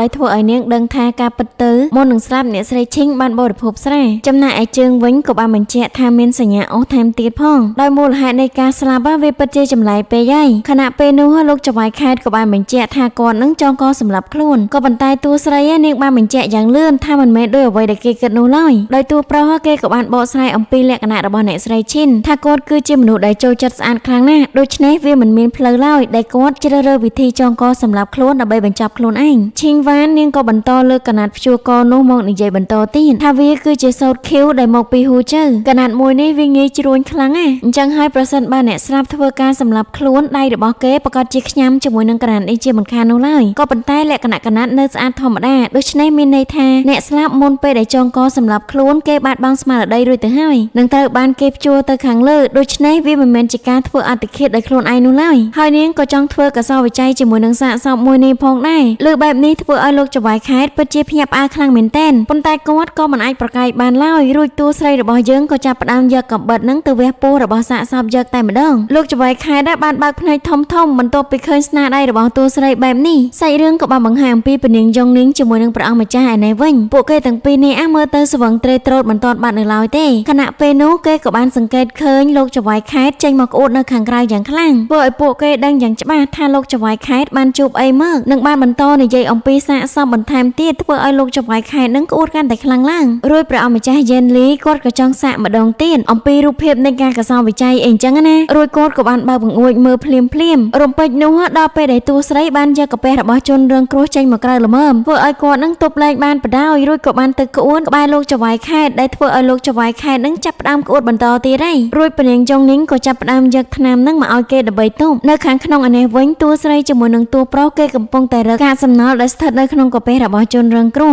រំពេចនោះនាងក៏បានហិតក្លិនដឹងអំពីម្សៅម៉ាន់ធូឡដែលនៅក្នុងទីផ្សារវាមានពណ៌សគ្មានជាតិពុលនោះទេក៏ប៉ុន្តែម្សៅម៉ាន់ធូឡពណ៌ខ្មៅនេះវាមានជាតិពុលខ្លាំងណាស់ក្នុងរយៈពេល15នាទីបន្ទាប់ពីទទួលទានរួចបណ្ដាលឲ្យមានអាការៈវិលមុខជាមួយនឹងងងុយដេកបន្ទាប់មកអវយវៈទាំងអស់ចាប់ផ្ដើមស្ពឹកកន្លះម៉ោងក្រោយក៏សន្លប់ប្រសិនបើសារធាតុមួយនេះលាយជាមួយនឹងជាតិអាល់កុលនោះសារធាតុពុលនឹងបង្កើតកាន់តែខ្លាំងឡើងទោះប្រុសគេសង្ស័យថាម្សៅម៉ាន់ធូឡមួយនោះប្រកាសជានៅក្នុងដបស្រាជាមិនខាននោះទេរួចតួស្រីក៏បានបញ្ជាក់ថាប្រសិនបើម្សៅម៉ាន់ធូឡលាយជាមួយនឹងស្រាវាប្រកាសជាមានរសជាតិជូរតែប្រសិនបើជនរងគ្រោះផឹកស្រាជាមួយនឹងឃាតកររហូតដល់ស្រវឹងរួចឃាតករបានប្រើម្សៅនេះទៅតាមក្រោយនៅពេលដែលនាងស្រវឹងហើយនោះនាងនឹងមិនដឹងនោះឡើយរំពេចនោះប៉ៃហ្វុងក៏បានរកឃើញលបាយនៃក្រណាត់ជាប់ជាមួយនឹងសសរហើយវាក៏ដូចគ្នាជាមួយនឹងសម្លៀកបំពាក់របស់ជនរងគ្រោះផងដែរដែលគេបានរកឃើញនៅខាងក្រៅសំណាក់សិក្សារបស់លោកផាងធ្វើឲ្យពួកគេនឹងចាប់ផ្ដើមសង្ស័យទៅលើលោកផាងឯងលុះព្រឹកបន្ទាប់ទូប្រុសគេបានចូលទៅសួរសុខទុក្ខលោកផាងដោយចៃដន្យនិងបានពិនិត្យមើលបរិយាកាសនៅក្នុងបន្ទប់របស់គាត់ផងដែររួចទ្រង់ក៏បានចាប់អារម្មណ៍ជាមួយនឹងក្លិនក្រអូបដែលគេកំពុងតែដុតនោះខ្លាំងមែនទែនធ្វើឲ្យលោកម្ចាស់ផាងនឹងក៏បាននិយាយថាប្រសិនបើគាត់ពេញចិត្តគេនឹងជូនទៅកាន់កូនតែតួប្រុសក៏បានឲ្យគាត់បញ្ជូនវាទៅកាន់បន្ទប់តួស្រីចាស់ក្រោយមកព្រះអម្ចាស់ក៏ចាប់ផ្ដើមសួររឿងរ៉ាវដែលតាក់ទងជាមួយនឹងអ្នកស្រីឈិនថាតើនាងនឹងដែរមកទីនេះតែម្នាក់ឯងដែរឬក៏អត់នៅពេលនេះលោកម្ចាស់ផាងដូចជាសហការខ្លាំងណាស់អញ្ចឹងគេបាននិយាយអំពីដំណើរដើមតឹងជាច្រើនដែលតាក់ទងជាមួយនឹងអ្នកស្រីឈិនថាតាមការពិតទៅអ្នកស្រីឈិនគ្រាន់តែជាម្ចាស់នៃក្រុមសម្ដែងតែប៉ុណ្ណោះក្រោយពីគេបានអាណិតជួគាត់មកសម្ដែងនិងឲ្យកន្លែងស្នាក់នៅទៀតនោះគាត់ពិតជាមានការលោភលន់ខ្លាំងមែនទែនរហូតដល់ហ៊ានទាមទារមុខរបរ 30% នៃគ្រួសាររបស់គាត់ធ្វើឲ្យគាត់នឹងខឹងយ៉ាងខ្លាំងរួចតួប្រុសក៏បានសួរបន្ថែមទៀតថាតើគាត់នឹងមានបានបរិភោគអាហារជាមួយនាងដែរឬទេហើយវានៅកន្លែងណាដែរលោកម្ចាស់ផាងក៏បាននិយាយថាវាស្ថិតនៅខាងក្រោយនៃសំណាក់សិក្សាហើយស្ត្រីម្នាក់នោះក៏មានបានផឹកស្រាផងដែរមើលឃើញអំពីការបញ្យោក្បោះក្បាយរបស់ម្ចាស់គ្រួសារផាងរួចតួប្រុសរបស់យើងក៏ត្រឡប់ទៅវិញដោយសង្កេតមើលទឹកមុខរបស់លោកម្ចាស់ផាងគាត់បានត្រៀមចម្លើយអស់ទាំងនេះរួចស្រេចមកហើយរួចលោកម្ចាស់ផាងក៏បានឲ្យអ្នកបម្រើរបស់ខ្លួននឹងទៅអញ្ជើញអ្នកស្រីមកតែអ្នកបម្រើបានប្រកែកថាអ្នកស្រីកំពុងតែឈឺអីអញ្ចឹងណាលោកម្ចាស់ផាងគេមិនខ្វល់នោះឡើយដោយទាញអ្នកបម្រើមកចិត្តនិងសម្លុតឲ្យគេនឹងទៅហៅអ្នកស្រីមកឥឡូវនេះរួចតួប្រុសក៏បានយកសម្ដីរបស់លោកម្ចាស់ផាងមកប្រាប់តួស្រីថាពួកគេទាំងពីរនាក់ពិតជាបានបរិភោគអាហាររួមជាមួយនឹងស្រាពិតប្រាកដមែនប៉ុន្តែតួស្រីគេនៅតែសង្ស័យប្រសិនបើលោកម្ចាស់ផាងមានបំណងក្នុងការសម្លាប់អ្នកណាម្នាក់ពិតប្រាកដមែនគាត់ប្រកាសជាត្រៀមផែនការរួចជាស្រេចដើម្បីគ្រប់គ្រងវាជាមិនខាននោះឡើយអញ្ចឹងហើយយើងត្រូវតែដឹងអំពីគំនិតរបស់គាត់ឲ្យច្បាស់ថាហេតុអ្វីបានជាគាត់នឹងមានបំណងក្នុងការសម្លាប់អ្នកស្រីឈិនរួចតួប្រុសគេក៏បាននិយាយបន្ថែមទៀតថាមើលទៅវាមិនមែនងាយស្រួលដូចអ្វីដែលពួកយើងគិតនោះឡើយពីព្រោះរឿងមួយនេះវាបានកើតឡើងនៅក្នុងថ្ងៃខួបកំណើតរបស់ព្រះអម្យូធ្វើឲ្យស្ត្រីម្នាក់បាត់បង់ជីវិតដោយវាប្រកាសជាមានជាប់តាក់ទងជាមួយនឹងបញ្ហាពុករលួយរឿងលក់អំបិលជាមិនខាននោះទេម្យ៉ាងវិញទៀតលោកលាវកំពុងតែពឹងផ្អែកទៅលើព្រះរាជបុត្រដើម្បីដោះស្រាយបញ្ហាមួយនេះអញ្ចឹងហើយគេប្រកាសជាមិនហ៊ានបង្កើតករណីមួយនេះឡើយរួចតួស្រីក៏បានផ្គូផ្គងនៃករណីទាំងពីរដែលធ្វើឲ្យនាងនឹងស្មុគស្មាញយ៉ាងខ្លាំងឃើញបែបនេះតួប្រុសក៏បានលួងលោមទៅកាន់ឈីងវ៉ានកុំឲ្យនាងនឹងបារម្ភអីដោយសារតែគេបានចាប់អ្នកស៊ើបអំពីប្រវត្តិខ្លះៗរបស់អ្នកស្រីឈិនរួចរាល់ហើយយើងប្រកាសជាដឹងចម្លើយក្នុងពេលឆាប់ៗនេះដូចគ្នាឈីងវ៉ាននាងនៅតែបានអស់ចិត្តរួចក៏បានផ្ដាំទៅប្រាប់ព្រះអង្គម្ចាស់ថាប្រសិនបើប៉ៃហ្វុងមានដំណឹងអ្វីត្រូវប្រាប់នាងមុនគេឃើញភាពស្លន់ស្លោរបស់តួស្រីបែបនេះព្រះអង្គម្ចាស់បានរត់ទៅថើបនាងភ្លាមដើម្បីផ្ដល់កម្លាំងចិត្តនិងទំនុកចិត្តកុំឲ្យនាងខ្លាចអីអញ្ចឹងណាតួស្រីនាងក៏រីករាយជាមួយនឹងស្នាមថើបមួយនេះដូចគ្នាក្រោយមកសាច់រឿងក៏បានបង្ហាញអំពីអ្នកប្រុសធំគ្រួសារផាងដោយពេលនេះគេកំពុងតែរើរាឈើចាំតួស្រីនាងឃើញអ្នកប្រុសធំរួចគេបំណងនឹងដើរកិច្ចក៏ប៉ុន្តែត្រូវបានអ្នកប្រុសធំនឹងខាត់នាងជាប់ថាឪពុករបស់គេបានឲ្យយកប្រេងចង្កៀងក្រអូបមួយនេះមកឲ្យតួស្រីនៅពេលដែលតួស្រីបំរុងនឹងយកប្រេងមួយនោះអ្នកប្រុសធំចង់ឆ្លៀតឱកាសចាប់ដៃតួស្រីតែក៏ត្រូវបានពនាងយ៉ងនាងមកទាន់និងបានធាក់គេឲ្យប៉ាងទៀតផងដោយពេលនេះពនាងយ៉ងនាងស្វឹងយ៉ាងខ្លាំងនិងបានស្រែកទៅកាន់គេថាប្រសិនបើគេហ៊ានបំពានទៅលើប្អូនរបស់ខ្លួនគេប្រកាសជាស្លាប់ជាមិនខាននោះឡើយភ្លាមនោះព្រះអង្គម្ចាស់ក៏បានដើរចូលអ្នកប្រុសធំបន្ថែមទៀតធ្វើឲ្យគេនឹងមានការឈឺចាប់យ៉ាងខ្លាំងចំណែកឯតួស្រីនាងក៏ភ្ញាក់ផ្អើលផងដែរដោយព្រះអង្គម្ចាស់ទ្រង់មិនបានចាប់អារម្មណ៍ទៅលើអ្នកនៅខាងក្រៅឡើយនិងបន្តទៅរកយ៉ងនីងរួចក៏បាននិយាយប្រាប់តួស្រីថាប្តីប្រពន្ធរបស់គេមិនមែនជាបងប្អូននោះទេលើបែបនេះតួស្រីគេភ្ញាក់ផ្អើលយ៉ាងខ្លាំងរួចអ្នកទាំងពីរក៏បានកលាស់ពាក្យមកវិញថាបងប្អូនរបស់គេមិនមែនជាប្តីប្រពន្ធនោះឡើយដែលក្នុងស្ថានភាពស្វឹងជោគជន់បែបនេះធ្វើឲ្យតួស្រីគេមិនដឹងគិតយ៉ាងម៉េចជាមួយនឹងអ្នកទាំងពីរដូចគ្នារួចពនាងយ៉ងនីងក៏បំរុងនឹងដើរទៅវាយអ្នកប្រុសធំទៀតតែក៏ត្រូវបានតួស្រីរបស់យើងហាមឃាត់និងបានដេញឲ្យអ្នកប្រុសធំត្រឡប់ទៅវិញទៅកុំធ្វើឲ្យពនាងខឹងបែបនេះអីរួចអ្នកប្រុសធំគេចាប់ផ្ដើមទៅកាន់តួស្រីថាស្អែកនេះគេចង់ជិះ ទុកមួយតួស្រីអីអញ្ចឹងណាដោយពេលនេះព្រះអង្គម្ចាស់គេបានចេញមកម្ដងទុកឲ្យគេគឺជាអ្នកជីទុកជាមួយនឹងអ្នកប្រុសធំនឹងបានគម្រាមទៅកាន់អ្នកប្រុសធំបន្ថែមទៀតថាគេហ៊ានមករញ៉េរញ៉ៃជាមួយនឹងបងថ្លៃរបស់ខ្លួនផងរួចអ្នកទាំងពីរក៏ចាប់ផ្ដើមព្រួតដៃគ្នាដើម្បីថាឲ្យអ្នកប្រុសធំធ្វើឲ្យអ្នកប្រុសធំនឹងគេខឹងយ៉ាងខ្លាំងរួចតួស្រីក៏បានយកពនាងយ៉ងនីងទៅសម្រាកហ្វូលីមើលឃើញក្តីសោករបស់អ្នកនាងខ្លួនបែបនេះនាងក៏បាននិយាយឌឺដងទៅកាន់តួស្រីរបស់យើងអំពីរឿងនាងជាមួយនឹងព្រះអង្គម្ចាស់ដែលធ្វើឲ្យតួស្រីនឹងមានការអៀនយ៉ាងខ្លាំងសាច់រឿងបន្ទាប់ក៏បានបង្ហាញអំពីព្រះអង្គម្ចាស់ដ៏សង្ហាទាំងពីររបស់យើងឯនេះវិញដោយពេលនេះគេកំពុងតែឈើស្ដាប់សម្លេងសម្រែករបស់អ្នកប្រុសធំគ្រួសារផាងព្រះអង្គម្ចាស់យេនលីគេបានបកស្រាយអំពីរឿងដែលកើតឡើងកាលពីយប់មិញថាគេពិតជាគ្មានបំណងនោះឡើយពីព្រោះតែយប់មិញនេះអ្នកប្រុសផាងមានបំណងនៅក្នុងការលូតលាស់គេដែលធ្វើឲ្យគេនឹងចាប់ផ្ដើមរៀនតាក់តូចមួយទៅដាក់អ្នកប្រុសផាងតែម្ដងទៅហើយគេមិននឹកស្មានថាអ្នកប្រុសផាងនឹងពិតជាទូនខ្សោយដល់ថ្នាក់នេះសោះចំណែកឯនៅខាងក្នុងឯនេះវិញតួស្រីកំពុងតែចាក់មកចូលទៅឲ្យអ្នកប្រុសផាងដោយការចាក់មកចូលរបស់នាងនោះពិតជាខុសខើខ្លាំងមែនទែនធ្វើឲ្យបងប្រុសរបស់គេក៏បានសួរទៅកាន់នាងថាឲ្យនាងនឹងយកចិត្តទុកដាក់ចំពោះអ្នកប្រុសផាងបន្តិចផ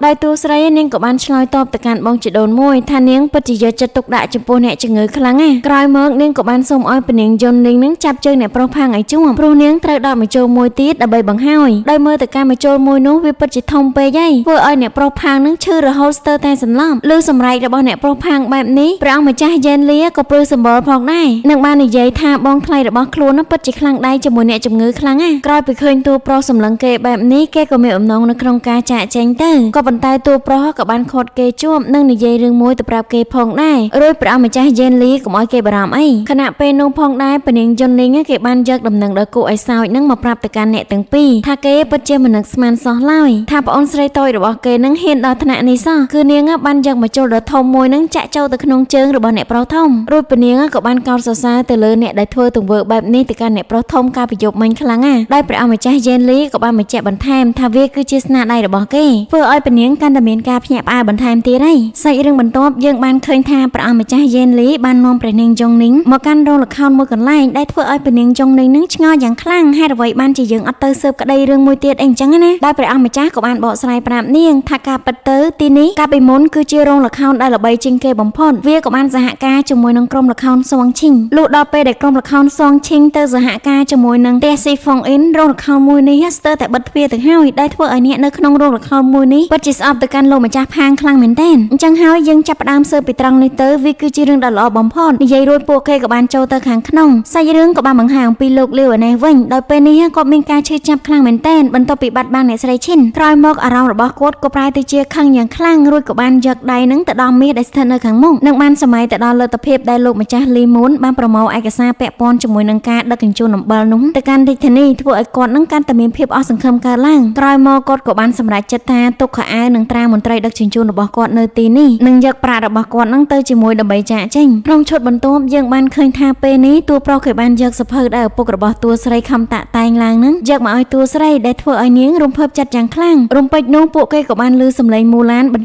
ឡើងទៀតហើយដែលធ្វើឲ្យអ្នកទាំងពីរនឹងបញ្ញាបញ្ញាទៅមើលប្រភពនៃសំឡេងមួយនោះដែលបានបន្តិចគេក៏បានប្រទះជាមួយនឹងអ្នកបម្រើរបស់អ្នកស្រីទី2រួចក៏បានសួរអំពីប្រភពសំឡេងតែនារីម្នាក់នោះក៏មិនដឹងដូចគ្នាពីព្រោះតែគាត់មើលទីនេះគឺដើម្បីតាមរកកូនស្រីរបស់អ្នកស្រីទី2លើបែបនេះតួស្រីរបស់យើងមានភាពភ្ញាក់ផ្អើលយ៉ាងខ្លាំងពីព្រោះតែនាងមិនដឹងសោះឡើយថាអ្នកស្រីទី2នឹងមានកូនស្រីមួយទៀតរួចអ្នកបម្រើក៏បានរៀបរាប់តាមដំណើររឿងថាការពិតទៅនាងមិនមែនជាកូនស្រីបង្កើតនោះឡើយត្រឹមតែជាអ្នកដែលអ្នកស្រីទី2នឹងយកមកចិញ្ចឹមប៉ុណ្ណោះអំឡុងពេលជាមួយគ្នាពួកគេក៏បានឮសំឡេងសោចនិងសមោមួយដែលធ្វើឲ្យពួកគេនឹងបញ្ញាប់រត់តាមជាបន្ទាន់ក្រោយមកក៏បានប្រទះឃើញអ្នកនាងតូចកំពុងតែសោយសប្បាយសម្លឹងទៅមើលមាត់ទឹកនិងបាននិយាយទៅកាន់អ្នកបម្រើថាគេបានឃើញបរិសម្នាក់នឹងកំពុងតែមួយទឹកលុះដល់ពេលគ្រប់គ្នាសម្លឹងទៅមើលមាត់ទឹកហើយពួកគេមានភាពភ្ញាក់ផ្អើលយ៉ាងខ្លាំងដោយឃើញលោកម្ចាស់លាវកំពុងតែអណ្ដែតនៅក្នុងទឹកជាមួយនឹងប្រាក់ជាច្រើនរួចទៅហើយសូមបញ្ជាក់បន្តិចអ្នកទាំងអស់គ្នាអ្នកបម្រើមួយនេះមានឈ្មោះថាឈិនដោយសារតែឈ្មោះឈិននឹងច្រើនពេកដូច្នេះហើយអេដមីនសូមហៅនាងថាជាអ្នកបម្រើអ្នកស្រីទី2តែម្ដងទៅលុះស្អែកបន្ទាប់ព្រះអង្គម្ចាស់ក៏បានសុំមេគ្រួសារដើម្បីចូលទៅពិនិត្យនៅក្នុងបន្ទប់លោកលាវនិងបានប្រទះឃើញឯកសណ្ឋានរួមជាមួយនឹងត្រានោះវាមានន័យថាលោកលាវគាត់ចង់លាលែងពីតំណែងដោយតួប្រុសក៏បានសួរទៅកាន់លោកម្ចាស់ផាងថាមានដឹងមូលហេតុអំពីរឿងនេះដែរឬទេលោកម្ចាស់ផាងគាត់ក៏បាននិយាយអំពីការកេងប្រវ័ញ្ចប្រាក់ពីការរត់ពន្ធអំបិលរបស់លោកលាវនឹងទៅកាន់ព្រះអង្គម្ចាស់ហើយគាត់គិតថាលោកម្ចាស់លាវនឹងប្រហែលជាអស់សង្ឃឹមជាមួយនឹងរឿងមួយនេះហើយបានសម្រេចចិត្តធ្វើអត្តឃាតខ្លួនឯងបែបនេះលឺចម្លើយបែបនេះព្រះអង្គម្ចាស់ក៏មិនសួរដេញដោលដែររួចទ្រង់ក៏បានត្រឡប់ទៅវិញដែលធ្វើឲ្យលោកម្ចាស់ផាងមានការមិនពេញចិត្តយ៉ាងខ្លាំងចំពោះរឿងម មួយនេះចំណែកឯនៅខាងទូស្រីនេះវិញក្រោយពេលដែលនាងបានពិនិត្យសាកសពរួចព្រះអង្គម្ចាស់ក៏ចូលទៅដល់ល្មមនិងបានសួរអំពីរបាយការណ៍នៃសាកសពមួយនោះដោយទូស្រីនាងក៏បានរៀបរាប់ថានៅលើចុងច្រមុះរបស់អ្នកស្លាប់មានបន្សល់ម្សៅសដូចជានៅនឹងដៃរបស់គាត់ដែរចំណែកឯស្នាមកដៃជាមួយនឹងស្នាមកអាចបង្ហាញឲ្យច្បាស់ថាវាត្រូវបានរឹតដោយខ្សែម្យ៉ាងវិញទៀតសួតរបស់អ្នកស្លាប់មានសភាពហើមចំណែកឯក្រពះនោះគឺគ្មានអ្វីទាំងអស់និងបង្ហាញថាអ្នកស្លាប់ត្រូវបានរងទឹកគ្មានអំពីសារធាតុពុលអ្វីផ្សេងៗនោះឡើយក្រឡេកមកកាន់ជើងរបស់អ្នកស្លាប់វិញវាមានស្នាមអុសជាមួយនឹងដីសភាពនៃរបួសអាចបញ្ជាក់បានថាវាគឺជាការរើបំរាស់មុនពេលដែលគាត់ស្លាប់រួចព្រះអង្គម្ចាស់ក៏បានបញ្ជាក់ទៅប្រាប់តួស្រីថានៅតាមមាត់ទឹកនិងក្នុងទឹកគេមិនបានប្រទះឃើញមានខ្សែពួរអ្វីនោះឡើយអញ្ចឹងអាចទេដែលធាតុករនឹងយកខ្សែរឹតគាត់ពីខាងក្រោយបន្ទាប់ពីគាត់សន្លប់រុញចូលក្នុងទឹកតែម្ដងហើយនេះគឺជាបញ្ហាដែលតួស្រីនឹងចង់បកស្រាយផងដែរថានៅចំហៀងរបស់គាត់មានស្នាមដូចជាត្រូវជាមួយនឹងរំពេងឬមួយក៏ត្រូវវត្ថុដែលមានរូបរាងស្តៀងគ្នាចំណែកឯនៅដៃរបស់គាត់វិញឡើងក្រាស់បើទោះបីជាគាត់ធ្វើជាមន្ត្រីដឹកជញ្ជូនរយៈពេល10ឆ្នាំក៏វាមិនអាចឡើងដល់ថ្នាក់នេះដែររួចតួប្រុសបានដឹងយ៉ាងច្បាស់ការពិតទៅលោកម្ចាស់លាវនេះគឺជាអ្នកដែលមានជំនាញក្បាច់គុនអញ្ចឹងហើយប្រសិនបើមនុស្សធម្មតាគឺមិនអាចធ្វើអ្វីគាត់បានឡើយដោយព្រះអង្គម្ចាស់គេឆ្ងល់មែនទែនពីព្រោះតែនៅកន្លែងកើតហេតុអត់មានខ្សែពួរនោះឡើយប៉ុន្តែតួស្រីច្បាស់វាខ្លាំងថាវាគឺជាខ្សែពួររួចនាងក៏ចង់បញ្ជាក់ប្រាប់ព្រះអង្គម្ចាស់ប៉ុន្តែព្រះអង្គម្ចាស់មិនបានឲ្យនាងបញ្ជាក់នោះឡើយទ្រង់សុខចិត្តយកខ្សែពួរមកពិសោធន៍នៅលើដៃរបស់ខ្លួនឯងដោយប្រៀបធៀបទៅលើស្នាមទាំងពីរតួស្រីអាចដឹងយ៉ាងច្បាស់ថារបួសដែលស្ថិតនៅលើករបស់អ្នកស្លាប់គឺជាខ្សែដែលមានសភាពទន់ជាងខ្សែពួរបន្តិចប៉ុន្តែវាមិនមានកម្លាំងគ្រប់គ្រាន់ដើម្បីសម្លាប់លោកលាវនោះឡើយអញ្ចឹងមានន័យថាឃាតករគ្រាន់តែចង់ឲ្យលោកលាវសន្លប់រួចឲ្យគាត់នឹងលង់ទឹកដោយខ្លួនឯងអ្វីដែលសំខាន់ពួកគេមិនបានរកឃើញវត្ថុតាងនៅទីនោះឡើយរួចព្រះអង្គម្ចាស់ក៏បានបង្ហាញពីក្រដាសប្រាក់ត្រាំដែលស្ថិតនៅក្នុងទឹកវាជារបស់លោកម្ចាស់លាវមុនពេលវាស្លាប់ឃើញក្រដាសប្រាក់ទៅទឹកបែបនេះតួស្រីនឹងបាននឹកឃើញភ្លាមប្រសិនបើអ្នកណាម្នាក់ចង់គេចពីចំណងដែលស្ថិតនៅក្នុងទឹកគេអាចប្រើប្រាស់ល្បិចកលមួយដែលនៅក្នុងល្បិចមួយនេះមានតែអ្នកក្រុមសម្ដែងទេដែលដឹងគឺគេត្រូវយកក្រដាសមូលជាខ្សែពួររួចហើយក៏ចងទៅលើដៃលើជើងអ្នកសម្ដែងអញ្ចឹងហើយកាលណាដែលពួកគេចុះទៅក្នុងទឹកក្រដាសទាំងអស់នោះនឹងត្រូវរលាយដោយខ្លួនឯងធ្វើឲ្យអ្នកសម្ដែងអាចចេញមកខាងក្រៅបានយ៉ាងមានសុវត្ថិភាពតួប្រុសគេភ្ញាក់ផ្អើលយ៉ាងខ្លាំងរួចតួស្រីក៏បានបន្ថែមទៀតថាល្បិចមួយនេះមានតែក្រុមសម្ដែងទេដែលដឹងមនុស្សធម្មតាមិនអាចរកនៅឃើញបានឡើយហើយនាងក៏ទើបនឹងដឹងនៅក្នុងសភៅរបស់ឪពុកខ្លួនពេលនេះពួកយើងបានតម្រុយមួយទៀតហើយរួចព្រះអង្គម្ចាស់ក៏បានចាត់ចែងនៅក្នុងការស៊ើបក្រុមល្ខោនដែលមានគំនិតអាក្រក់ទៅលើលោកលាវថ្ងៃបន្ទាប់ឈិនវ៉ានបានទៅមើលជីបចោឲ្យអ្នកស្រីទី2អ្នកស្រីទី2ពិតជាក្រែងចិត្តជាមួយនឹងតួស្រីយ៉ាងខ្លាំងនិងខ្លាចតួស្រីរបស់យើងនឹងមានបញ្ហាផងដែរតែក្នុងនាមនាងជាគ្រូពេទ្យការព្យាបាលអ្នកជំងឺគឺជាកាតព្វកិច្ចរបស់នាងខណៈពេលនោះនាងក៏បានឃើញស្នាមជាំដែលនៅលើដៃរបស់លោកស្រីទី2ធ្វើឲ្យនាងមានចម្ងល់យ៉ាងខ្លាំងចំណែកឯអ្នកស្រីទី2ឯនេះវិញគាត់ក៏មិនចង់ឲ្យឈិនវ៉ានឃើញអំពីរបួសរបស់គាត់ផងដែរក្រោយមកឈិនវ៉ាននាងបានសរសើរទៅកាន់អ្នកស្រីទី2យ៉ាងខ្លាំងថាគាត់ពិតជាមើលថែអ្នកទាំងពីរបានល្អខ្លាំងរួចនាងក៏សុំមើលជីបចោនៅដៃម្ខាងទៀតរបស់អ្នកស្រីទី2ដោយអ្នកស្រីទី2ភ្លេចខ្លួនឈិនវ៉ានក៏ចាប់កដៃនាងជាប់និងបានលត់ឲ្យនាងមើលថែមទៀតផងធ្វើឲ្យនាងមានភាពភ្ញាក់ផ្អើលយ៉ាងខ្លាំងពីព្រោះតែដៃរបស់អ្នកស្រីទី2នឹងពោពេញទៅដោយស្នាមជាំតែអ្នកស្រីទី2បែរជានិយាយថាគាត់គឺជាអ្នកធ្វើឲ្យរបួសខ្លួនឯងលឺម្ដាយនិយាយបែបនេះអ្នកប្រុសតូចក៏បានរត់ទៅអោបគាត់និងបាននិយាយថាវាគឺជាកំហុសរបស់ឪពុកខ្លួនដែលវាទៅកាន់ម្ដាយរបស់គាត់ឈិនវ៉ាននាងបានបញ្យល់ណែនាំទៅកាន់អ្នកស្រីទី2ខ្លាំងមែនទែនថាបញ្ហារាងកាយនោះវាមិនអីនោះឡើយក៏ប៉ុន្តែបញ្ហាផ្លូវចិត្តវិញវាប្រកាសជាពិបាកដោះស្រាយខ្លាំងណាស់ឮអំពីពាក្យណែនាំរបស់ឈិនវ៉ានធ្វើឲ្យអ្នកបម្រើរបស់លោកស្រីទី2នឹងចាប់ផ្ដើមនិយាយអង្វរទៅកាន់ឈិនវ៉ានថាឲ្យនាងជួយទៅកាន់លោកស្រីរបស់ខ្លួនផងពីព្រោះតែលោកម្ចាស់តែងតែមកធ្វើបាបលោកស្រីទី2រៀងរាល់ពេលដែលគាត់ខឹងហើយរបួសអស់ទាំងនេះវាទៅនឹងកើតឡើងរយៈពេល2ថ្ងៃមុននេះប៉ុណ្ណោះដោយអ្នកស្រីទី2ត្រូវរស់នៅរឿងភាពភ័យខ្លាចជារៀងរាល់ថ្ងៃអំឡុងពេលជាមួយគ្នាកូនចិញ្ចឹមរបស់អ្នកស្រីទី2ក៏ចាប់ផ្ដើមយំឡើងពីព្រោះតែនាងនឹងមានសតិមិនសូវគ្រប់ប្រមាណនោះឡើយធ្វើឲ្យអ្នកបម្រើនឹងបញ្ញាទៅលួងនាងចំណែកឯអ្នកស្រីទី2វិញគាត់បាននិយាយអំពីប្រវត្តិដែលគាត់បានយកក្មេងម្នាក់នេះមកចិញ្ចឹមអ្វីដែលសំខាន់លោកម្ចាស់បានធ្វើបាបគាត់ពិតមែនក៏ប៉ុន្តែគាត់តែងតែលើកស្ទួយកូនរបស់គាត់ដូច្នេះហើយនាងមិនចង់មានបញ្ហានោះទេទោះស្រីនាងខិតខំនិយាយទៅកាន់លោកស្រីទី2យ៉ាងខ្លាំងអំពីបញ្ហាមួយនេះក៏ប៉ុន្តែលោកស្រីទី2នៅតែនិយាយដដែលថាគាត់ពិតជាអាចទ្រាំបានម្យ៉ាងវិញទៀតគាត់ធ្វើនេះដើម្បីអនាគតកូនរបស់គាត់ទោះស្រីលើបែបនេះហើយធ្វើឲ្យនាងហួសចិត្តយ៉ាងខ្លាំងនិងបាននិយាយហេតុផលជាច្រើនទៀតសូមឲ្យអ្នកស្រីទី2នឹងពិចារណាឡើងវិញឈប់យកកូនរបស់គាត់ធ្វើជាលេសទៀតទៅពីព្រោះតែបរិយាកាសនៃការរស់នៅមួយនេះវាមិនល្អដល់កូនរបស់គាត់ឡើយក្រោយមកតួស្រីក៏បានចាកចេញជាមួយនឹងអ្នកបម្រើរបស់លោកស្រីទី2ដោយអ្នកបម្រើក៏បាននិយាយប្រាប់នាងអំពីទុក្ខលំបាករបស់អ្នកស្រីទី2យ៉ាងច្រើនថាគាត់ត្រូវបានគ្រួសារនឹងបង្ខិតបង្ខំឲ្យរៀបការជាមួយនឹងលោកម្ចាស់ដើម្បីថែរក្សាមុខចំនួន គ្រួសាររបស់គាត់ម្យ៉ាងវិញទៀតប្រសិនបើពេលឥឡូវនេះលោកស្រីទី2ចាក់ចេញពីគ្រួសារមួយនេះនោះអ្នកប្រុសតូចនឹងមិនទទួលបានអ្វីទាំងអស់ហើយវានឹងធ្វើឲ្យជីវិតរបស់ពួកគាត់នឹងរងតែភាពលំបាកតែប៉ុណ្ណោះនឹងសូមឲ្យអ្នកនាងឈីងវ៉ានឹងកុំប្រកាន់ជាមួយនឹងអ្នកស្រីរបស់នាងឯងដោយមនុស្សស្រីដែលគ្មានអំណាចតែងតែស៊ូទ្រាំអំពីភាពយុត្តិធម៌មួយនេះឯងក្រោយពីស្ដាប់រួចឈីងវ៉ានាងក៏បានដឹងអំពីទុក្ខលំបាកមួយនេះផងដែរសាច់រឿងក៏បានបង្ហាញអំពីតួប្រុសរបស់យើងជាមួយនឹងព្រះអង្គយេនលីវិញម្ដងដោយពេលនេះទ្រង់បានយកដំណឹងពីទំនាក់ទំនងរបស់អ្នកទាំង3មកប្រាប់តួប្រុសរបស់យើងប៉ុន្តែដំណឹងទាំងនោះត្រូវបានតួប្រុសនឹងគេដឹងរួចអស់ហើយរួចគេក៏ចាប់ផ្ដើមសួរតួប្រុសថាហេតុអ្វីបានជាលោកម្ចាស់លាវនឹងនៅលាវរហូតដល់សប្តាហ៍ថ្ងៃតួប្រុសគេក៏ចង់ដឹងដែរដោយព្រះអង្គម្ចាស់យេនលីក៏បាននិយាយបន្តទៀតអំពីកំណាព្យស្នេហាយ៉ាងវែងអន្លាយធ្វើឲ្យតួប្រុសរបស់យើងនឹងគេធន់យ៉ាងខ្លាំងរួចបញ្ញាប់ឲ្យព្រះអង្គម្ចាស់យេនលីនឹងនិយាយលឿនមកព្រះអង្គម្ចាស់យេនលីក៏បានរៀបរាប់ថាតាមការពិតទៅលោកម្ចាស់លាវពេញចិត្តជាមួយនឹងអ្នកស្រីឈិនខ្លាំងណាស់ក៏ប៉ុន្តែអ្នកស្រីឈិនមិនសូវខ្វាយខ្វល់ជាមួយនឹងគាត់ប្រមាណទេដោយឡែកលោកម្ចាស់ផាងក៏ព្យាយាមទៅស្និទ្ធស្នាលជាមួយនឹងលោកស្រីឈិនដូចគ្នាក្នុងគោលបំណងចង់ឈ្នះលោកម្ចាស់លាវដោយពួកគេកំពុងតែនិយាយគ្នាប៉ៃហ្វុងគេក៏បានចូលមកដល់និងនាំដំណឹងថ្មីមកកាន់តួប្រុសរបស់យើងដោយដំណឹងមួយនោះបានបញ្ជាក់ថាការពិតទៅអ្នកទាំង3គឺមកពីឌីងជើដូចគ្នាលោកម្ចាស់លាវធ្លាប់រៀនក្បាច់គុននៅក្នុងសាលាក្បាច់គុនឌីងជើក្រោយមកពួកគេទាំង3នាក់ក៏បានចាក់ចែងជាមួយគ្នាតែអ្នកស្រីឈិនបានត្រឡប់ទៅវិញក្រោមឈ្មោះចូលនិវត្តន៍របស់គាត់លើបែបនេះតួប្រុសបាននឹកឃើញករណីជញ្ជូនមាសនៅឯឌីងជើដោយព្រះអង្គម្ចាស់យេនលីគេពិតជាភ្ញាក់ផ្អើលជាមួយនឹងរឿងមួយនេះខ្លាំងណាស់និងបានសួរទៅកាន់តួប្រុសរបស់យើងថាតើមាសនោះគឺជាមាសពិតឬក៏កដាប្រាក់ហើយពួកវាត្រូវបានចោលលួចទៅដោយរបៀបណាតួប្រុសគេក៏បានបកស្រាយថារឿងនេះវាបានកើតឡើងកាលពី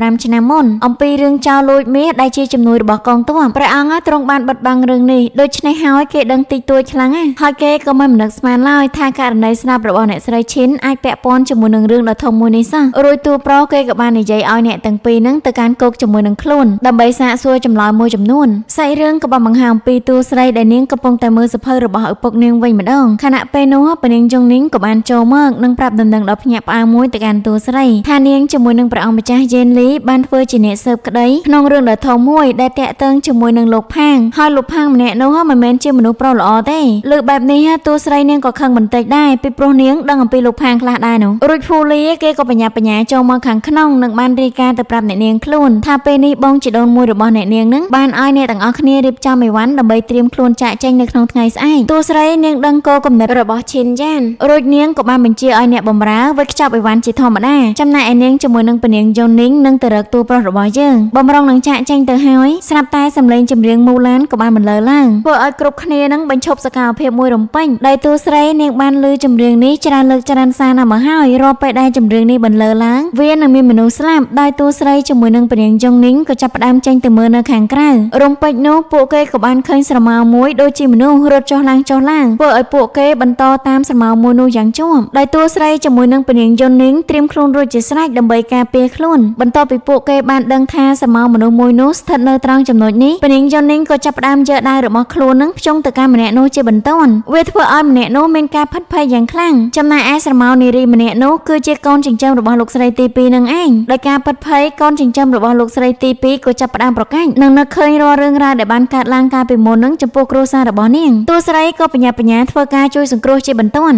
់សាច់រឿងបន្ទាប់បានបង្ហាញអំពីតួប្រុសវិញម្ដងដោយពេលនេះគាត់បានធ្វើដំណើរមកកាន់សាលាខេត្តដើម្បីសួរយ៉ាងយីងអំពីរឿងដែលតាក់ទងជាមួយនឹងក្រុមល្ខោនដែលកាលពីមុនគេដឹងថាក្រុមល្ខោនមួយនេះមានអ្នកដឹកនាំចំនួន2បន្ទាប់ពីអ្នកស្រីឈិនធ្វើការចូលនិវត្តន៍តែអ្នកដឹកនាំម្នាក់ទៀតនោះគេទៅណាបាត់ហើយយ៉ាងឈិនណាគេក៏បានរៀបរាប់ទៅតាមដំណើររឿងថាអ្នកដឹកនាំម្នាក់ទៀតមានឈ្មោះថាឈិនស៊ីប៉ុន្តែឥឡូវនេះនាងបានរៀបការទៅបាត់ហើយដែលគេមានឈ្មោះមួយទៀតថាឈីឈីងហ៊ុនហើយបច្ចេកទេសនៃការប្រើប្រាស់សម្លេងរបស់គេពិតជាល្អខ្លាំងមែនទែនវាល្អលើសឈិនលីទៅទៀតរួចគេក៏ចាប់ផ្ដើមរៀបរាប់អំពីរឿងរ៉ាវរបស់ឈិនហ៊ុនថានៅប្រហែលជា7-8ឆ្នាំមុនគេបានគិតថាឈិនហ៊ុននាងបានរៀបការធ្វើឲ្យអ្នកស្រីឈិននឹងមានការពិបាកចិត្តយ៉ាងខ្លាំងគាត់បានផឹកស្រាជារៀងរាល់ថ្ងៃហាក់បីដូចជាកំពុងតែបាត់បង់អ្វីមួយអញ្ចឹងដោយឡែកកាលពី15ឆ្នាំមុនលោកស្រីឈិនយ៉ានបានតាមលោកម្ចាស់ប៉ាងទៅធ្វើជំនួយនៅភាគទីយប់នៅពេលដែលពួកគេត្រឡប់មកវិញគេបាននិយាយថាមេដឹកនាំឈិនស៊ីបាននាំសិស្សរបស់នាងនឹងទៅលេងស្រុកកំណើតហើយក៏ត្រូវចោលប្លន់សម្រាប់ទាំងអស់នៅពេលនោះផងដែរអ្នកស្រីឈិនបានប្រកល់ការងារទាំងអស់របស់ខ្លួនទៅឲ្យឈិនលីដើម្បីដឹកនាំបន្តនិងចូលនិវត្តន៍ខ្លួនឯងពីពេលនោះទៅ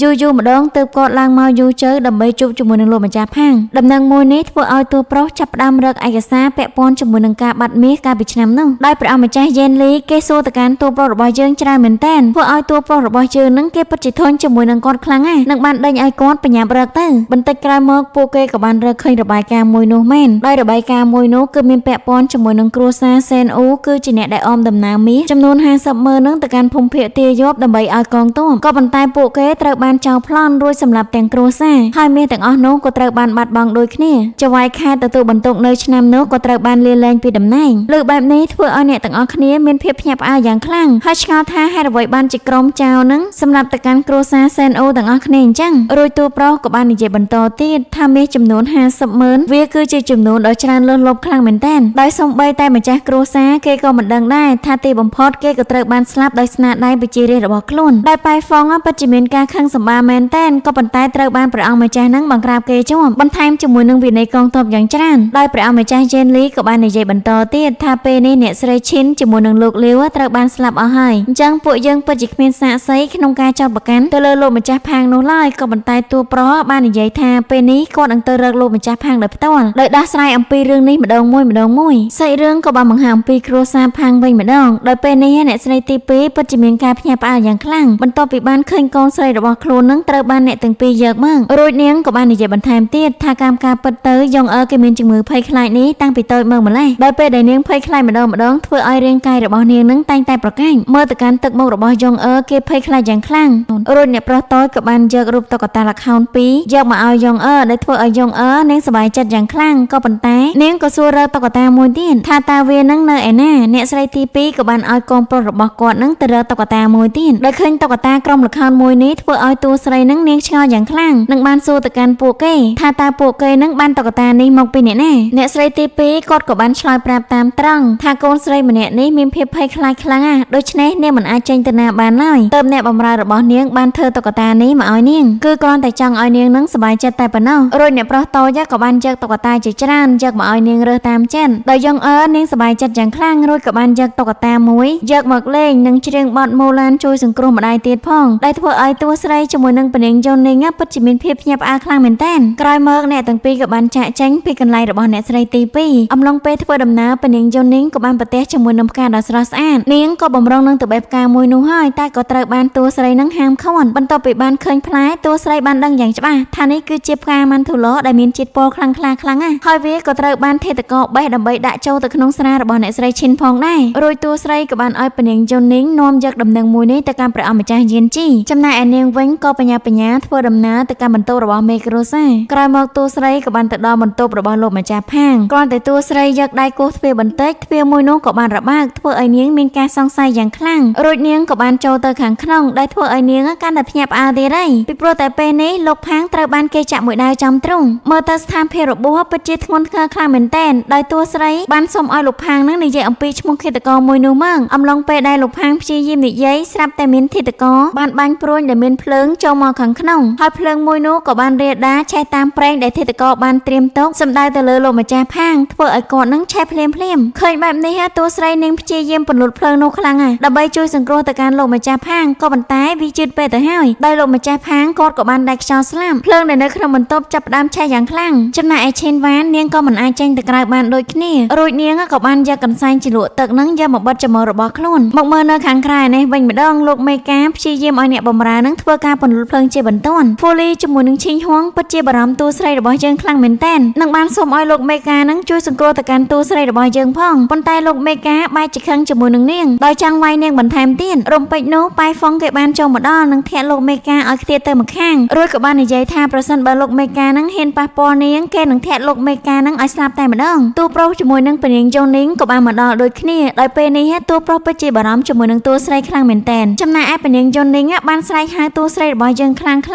ើឲ្យនាងដឹងថាពេលនេះមានអ្នកមកសង្គ្រោះនាងហើយតួស្រីក៏បានប្រមូលកម្លាំងរបស់ខ្លួនទាំងអស់យកថ្មដែលនៅជិតនោះគប់ទៅលើបង្អួចនៅពេលដែលតួប្រុសបានឃើញឈីងវ៉ាននៅខាងក្នុងធ្វើឲ្យគេនឹងទះសារខ្លាំងមែនទែនក្រោយមកទើបគេពិនិត្យឃើញថានៅលើដំបូលអត់ទាន់ឆេះដល់ទេគេក៏សម្រេចចិត្តឡើងទៅលើដំបូលដើម្បីជួយសង្គ្រោះតួស្រីដោយឈីងវ៉ាននាងពិតជាឆ្លាតខ្លាំងណាស់នាងបានប្រើអាវុធសម្ងាត់របស់នាងបាញ់ទៅលើដំបូលដែលគ្មានកន្លែងឆេះជាផ្លូវដែលធ្វើឲ្យតួប្រុសអាចមកជួយនាងដោយសុវត្ថិភាពក្រោយពេលដែលព្រះអង្គម្ចាស់បានជួយតួស្រីឲ្យមានសុវត្ថិភាពហើយតួស្រីកាន់តែលងស្នេហ៍ជាមួយនឹងតួប្រុសថែមមួយកម្រិតទៀតហើយដោយពនាងយូនីងគេពិតជាសប្បាយចិត្តខ្លាំងមែនទែនបន្ទាប់ពីបានឃើញតួស្រីនឹងរួចពីគ្រោះថ្នាក់អំឡុងពេលដែល ដែលពួកគេកំពុងតែសប្បាយចិត្តនៅក្នុងការជួយសង្គ្រោះមួយនេះមើលទៅឈិនសៀងនេះមានការចំណែនពួកគេយ៉ាងខ្លាំងចំណែកឯឈិនយ៉ានក៏បានឃើញអំពីសកម្មភាពមួយនេះដែរថែមទាំងឃើញឈិនសៀងសម្លឹងទៅមើលពួកគេទៀតផងក្រោយមកឈិនយ៉ានក៏បាននិយាយជាមួយនឹងលោកមេការរបស់ខ្លួនថាពេលនេះគាត់បានមើលឃើញទឹកចិត្តព្រះអង្គម្ចាស់មានចំពោះទូស្រីហើយអញ្ចឹងហើយប្រសិនបើយើងអាចក្តាប់ឱកាសមួយនេះបានក្នុងរយៈពេលត្រឹមតែ3ឆ្នាំកងទ័ពស៊ូស៊ីនឹងក្លាយទៅជាកម្លាំងដ៏ខ្លាំងក្លារបស់ព្រះអង្គម្ចាស់លោកមេការក៏បាននិយាយបន្ថែមទៀតអំពីសេចក្តីរាយការណ៍ទៅកាន់ម្ចាស់សំណាក់ឈិនយ៉ាងប្រាប់ឲ្យលោកមេការនឹងកុំបារម្ភអីគាត់បានបកស្រាយរួចជាស្រេចនៅក្នុងសម្បត្តិមួយនេះហើយម្យ៉ាងវិញទៀតនៅក្នុងពេលឆាប់នេះលោកលីមូននឹងមកដល់ទីនេះចំណែកឯយើងក៏ត្រូវបញ្ឈប់សកម្មភាពជាបន្តផងដែរក្រោយមកឈិនយ៉ានក៏បានបន្ទោសខ្លួនឯងថាមិនចេះមើលមនុស្សអីអញ្ចឹងណារួចលោកមេការនឹងក៏បានលួងលោមទៅកាន់កូនដោយពេលនេះឈិនយ៉ានណាគេគ្មានជំរឿទៀតទ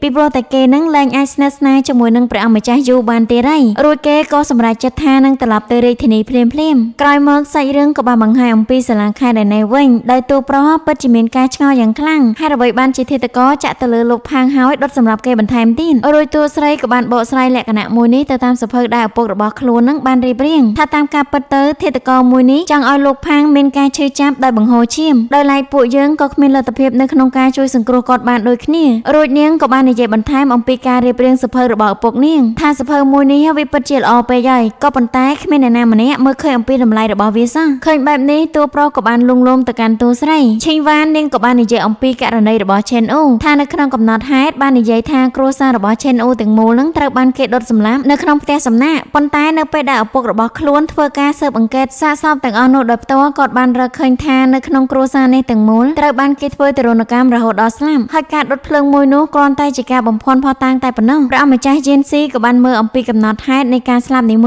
ួយៗដោយឡែកករណីស្លាប់របស់អ្នកទាំង4សុទ្ធសឹងតែដូចជាមួយនឹងអ្នកដែលបានស្លាប់នៅក្នុងគ្រួសារសេនអ៊ូដូចគ្នានោះវាមានន័យថារឿងមួយនេះមិនមែនជារឿងចៃដន្យនោះឡើយដោយឡែកអ្នកដែលអាចប្រព្រឹត្តអំពើមួយនេះបានលុះត្រាតែគេនឹងសល់អំពីការស្លាប់នៅក្នុងរឿងក្តីមាសមួយនោះរួចតួស្រីក៏បានឲ្យព្រះអង្គម្ចាស់អានជាបន្តទៀតដោយនៅក្នុងសភៅអាចបញ្ជាក់យ៉ាងច្បាស់ថានៅក្នុងចំណោមសាកសពទាំងអស់ពួកគេមិនបានរកឃើញកូនស្រីចិញ្ចឹមរួមជាមួយនឹងកូនស្រីរបស់លោកម្ចាស់នោះឡើយរួចតួប្រុសក៏បាននឹកឃើញដល់សម្ដីរបស់លោកយ៉ាងថាឈិងស៊ីគឺជាអ្នកដែលមានទេពកោសល្យជាងគេនៅក្នុងក្រុមល្ខោនចុះបើសិនបើឈិងស៊ីម្នាក់នោះគឺជាឈិងហ៊ុននោះមានន័យថាកូនស្រីរបស់គេក៏ត្រូវបានឈិងហ៊ុននេះជួយសង្គ្រោះផងដែររួចតួស្រីក៏បាននិយាយបន្តទៀតថាលោកលាវជាមួយនឹងលោកផាគឺជាអ្នកដែលមានក្បាយកូនដូច្នេះហើយឃាតករគឺមិនមែនជាមនុស្សដែលធម្មតានោះឡើយហើយវាក៏មានតែឈិងហ៊ុនម្នាក់ប៉ុណ្ណោះដោយតួប្រុសក៏បាននិយាយបន្ថែមទៀតថាប្រសិនបើនៅពេលនេះក្មេងស្រីម្នាក់នោះប្រហែលជាមានអាយុ18ឆ្នាំចំណែកឯឈិនហ៊ុនប្រហែលជាមានអាយុ30ឆ្នាំដែលយើងទៅតាមភស្តុតាងដែលតួស្រីបានរកឃើញអំពីផ្កាម៉ាន់ធូឡដែលនៅទីធ្លា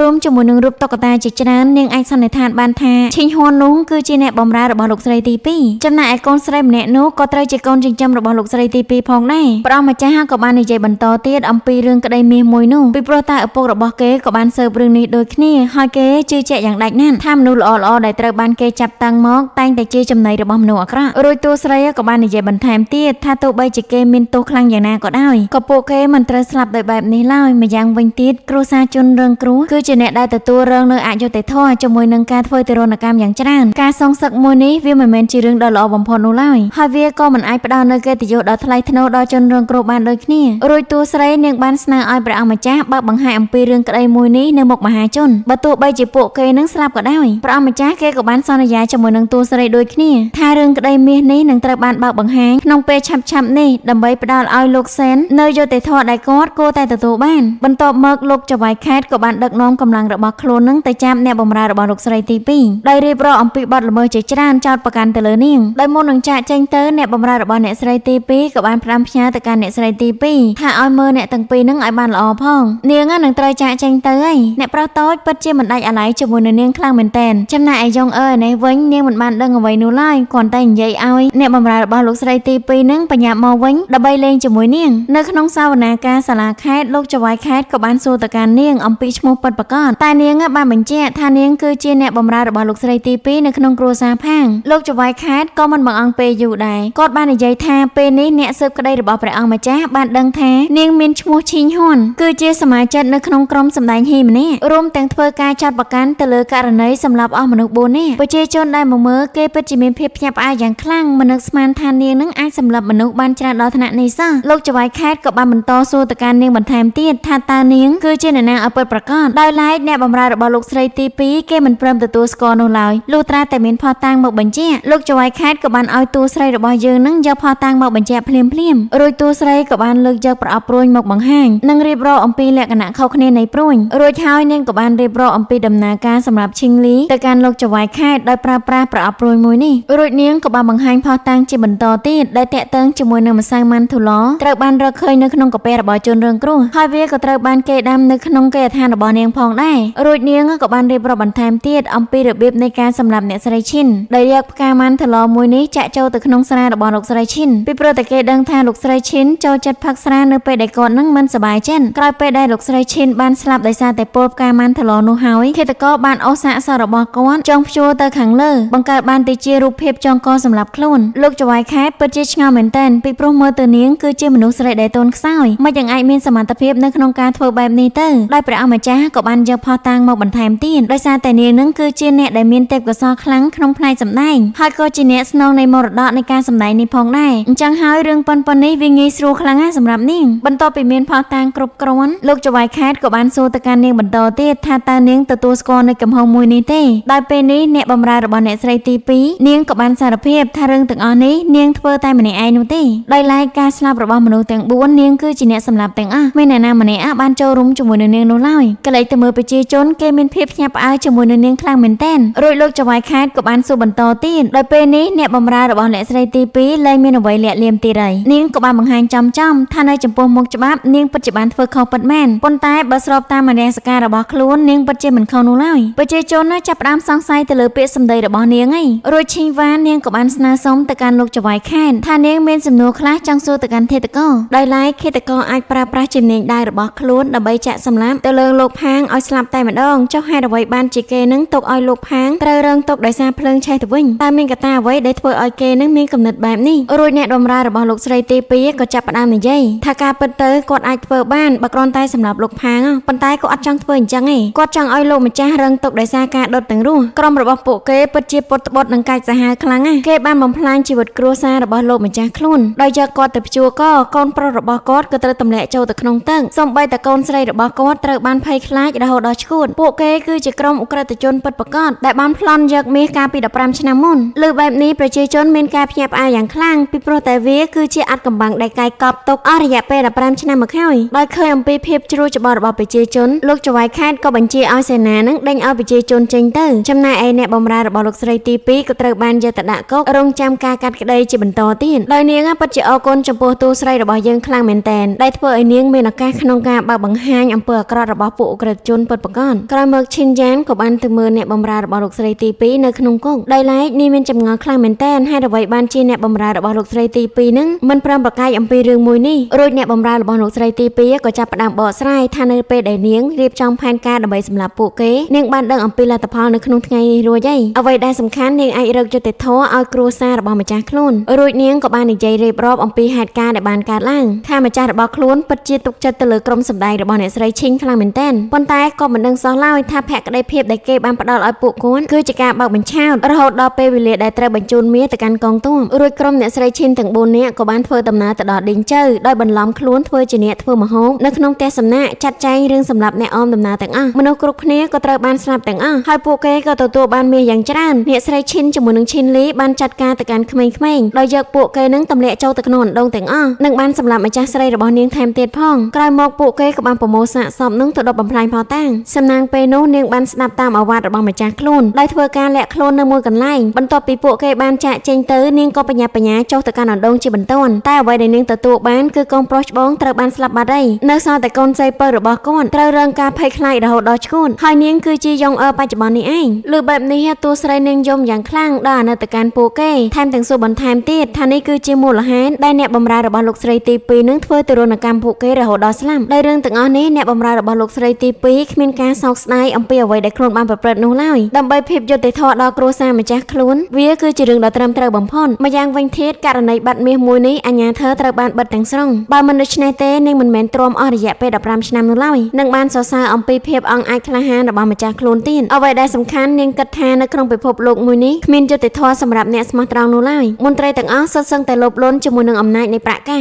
រឿងមួយនេះផងដែរក៏ធ្វើឲ្យតួស្រីរបស់យើងឈឺចាប់មិនស្ទើរដូចគ្នាពីព្រោះតែឪពុករបស់ខ្លួន នក៏ទទួលរងនូវភាពអយុត្តិធម៌មួយនេះដែរតែនាងក៏នៅតែចងចាំពាក្យសម្ដីរបស់ឪពុកខ្លួនធ្វើឲ្យនាងបដិញ្ញាចិត្តយ៉ាងរឹងមាំថានាងត្រូវតែកែប្រែអំពីច្បាប់មួយនេះឲ្យបានតឹងរឹងនិងស្វែងរកយុត្តិធម៌ដ៏ពិតប្រាកដមកកាន់លោកមួយនេះលើសម្ដីដ៏រឹងមាំរបស់តួស្រីធ្វើឲ្យអ្នកបម្រើរបស់លោកស្រីទី2ពិតជាកោតសរសើរទៅនាងខ្លាំងមែនទែននិងបានគិតថាប្រសិនបើពិភពលោកមួយនេះមានមន្ត្រីដូចជានាងនោះមនុស្សទាំងអស់ដែលស្ថិតនៅក្រោមមេឃមួយនេះពិតជារស់នៅប្រកបដោយសន្តិភាពជាមួយនឹងសុវត្ថិភាពជាមិនខាននោះទេក្រោយមកនាងក៏បានច្រៀងចម្រៀងមូឡានជួយសង្គ្រោះម្ដាយដើម្បីបញ្ជាក់ថាពេលនេះបេសកកម្មរបស់នាងត្រូវបានបញ្ចប់ដូចគ្នាហើយសាច់រឿងរបស់យើងក៏ត្រូវបានចប់តែត្រឹមនេះដែរអរគុណប្រិយមិត្តទាំងអស់គ្នាសម្រាប់ការតាមដានទស្សនាការសម្ដែងរឿងរបស់ Admin បើពេញចិត្តនៅវីដេអូមួយនេះសូមជួយ Subscribe ឲ្យ Channel របស់ Admin ម្នាក់មួយផង Admin ក៏ធ្វើការសុំទោសសម្រាប់ការយឺតយ៉ាវរួមជាមួយនឹងកំហុសខុសឆ្គងផ្សេងៗជួបគ្នានៅវីដេអូបន្តទៀតបាយបាយ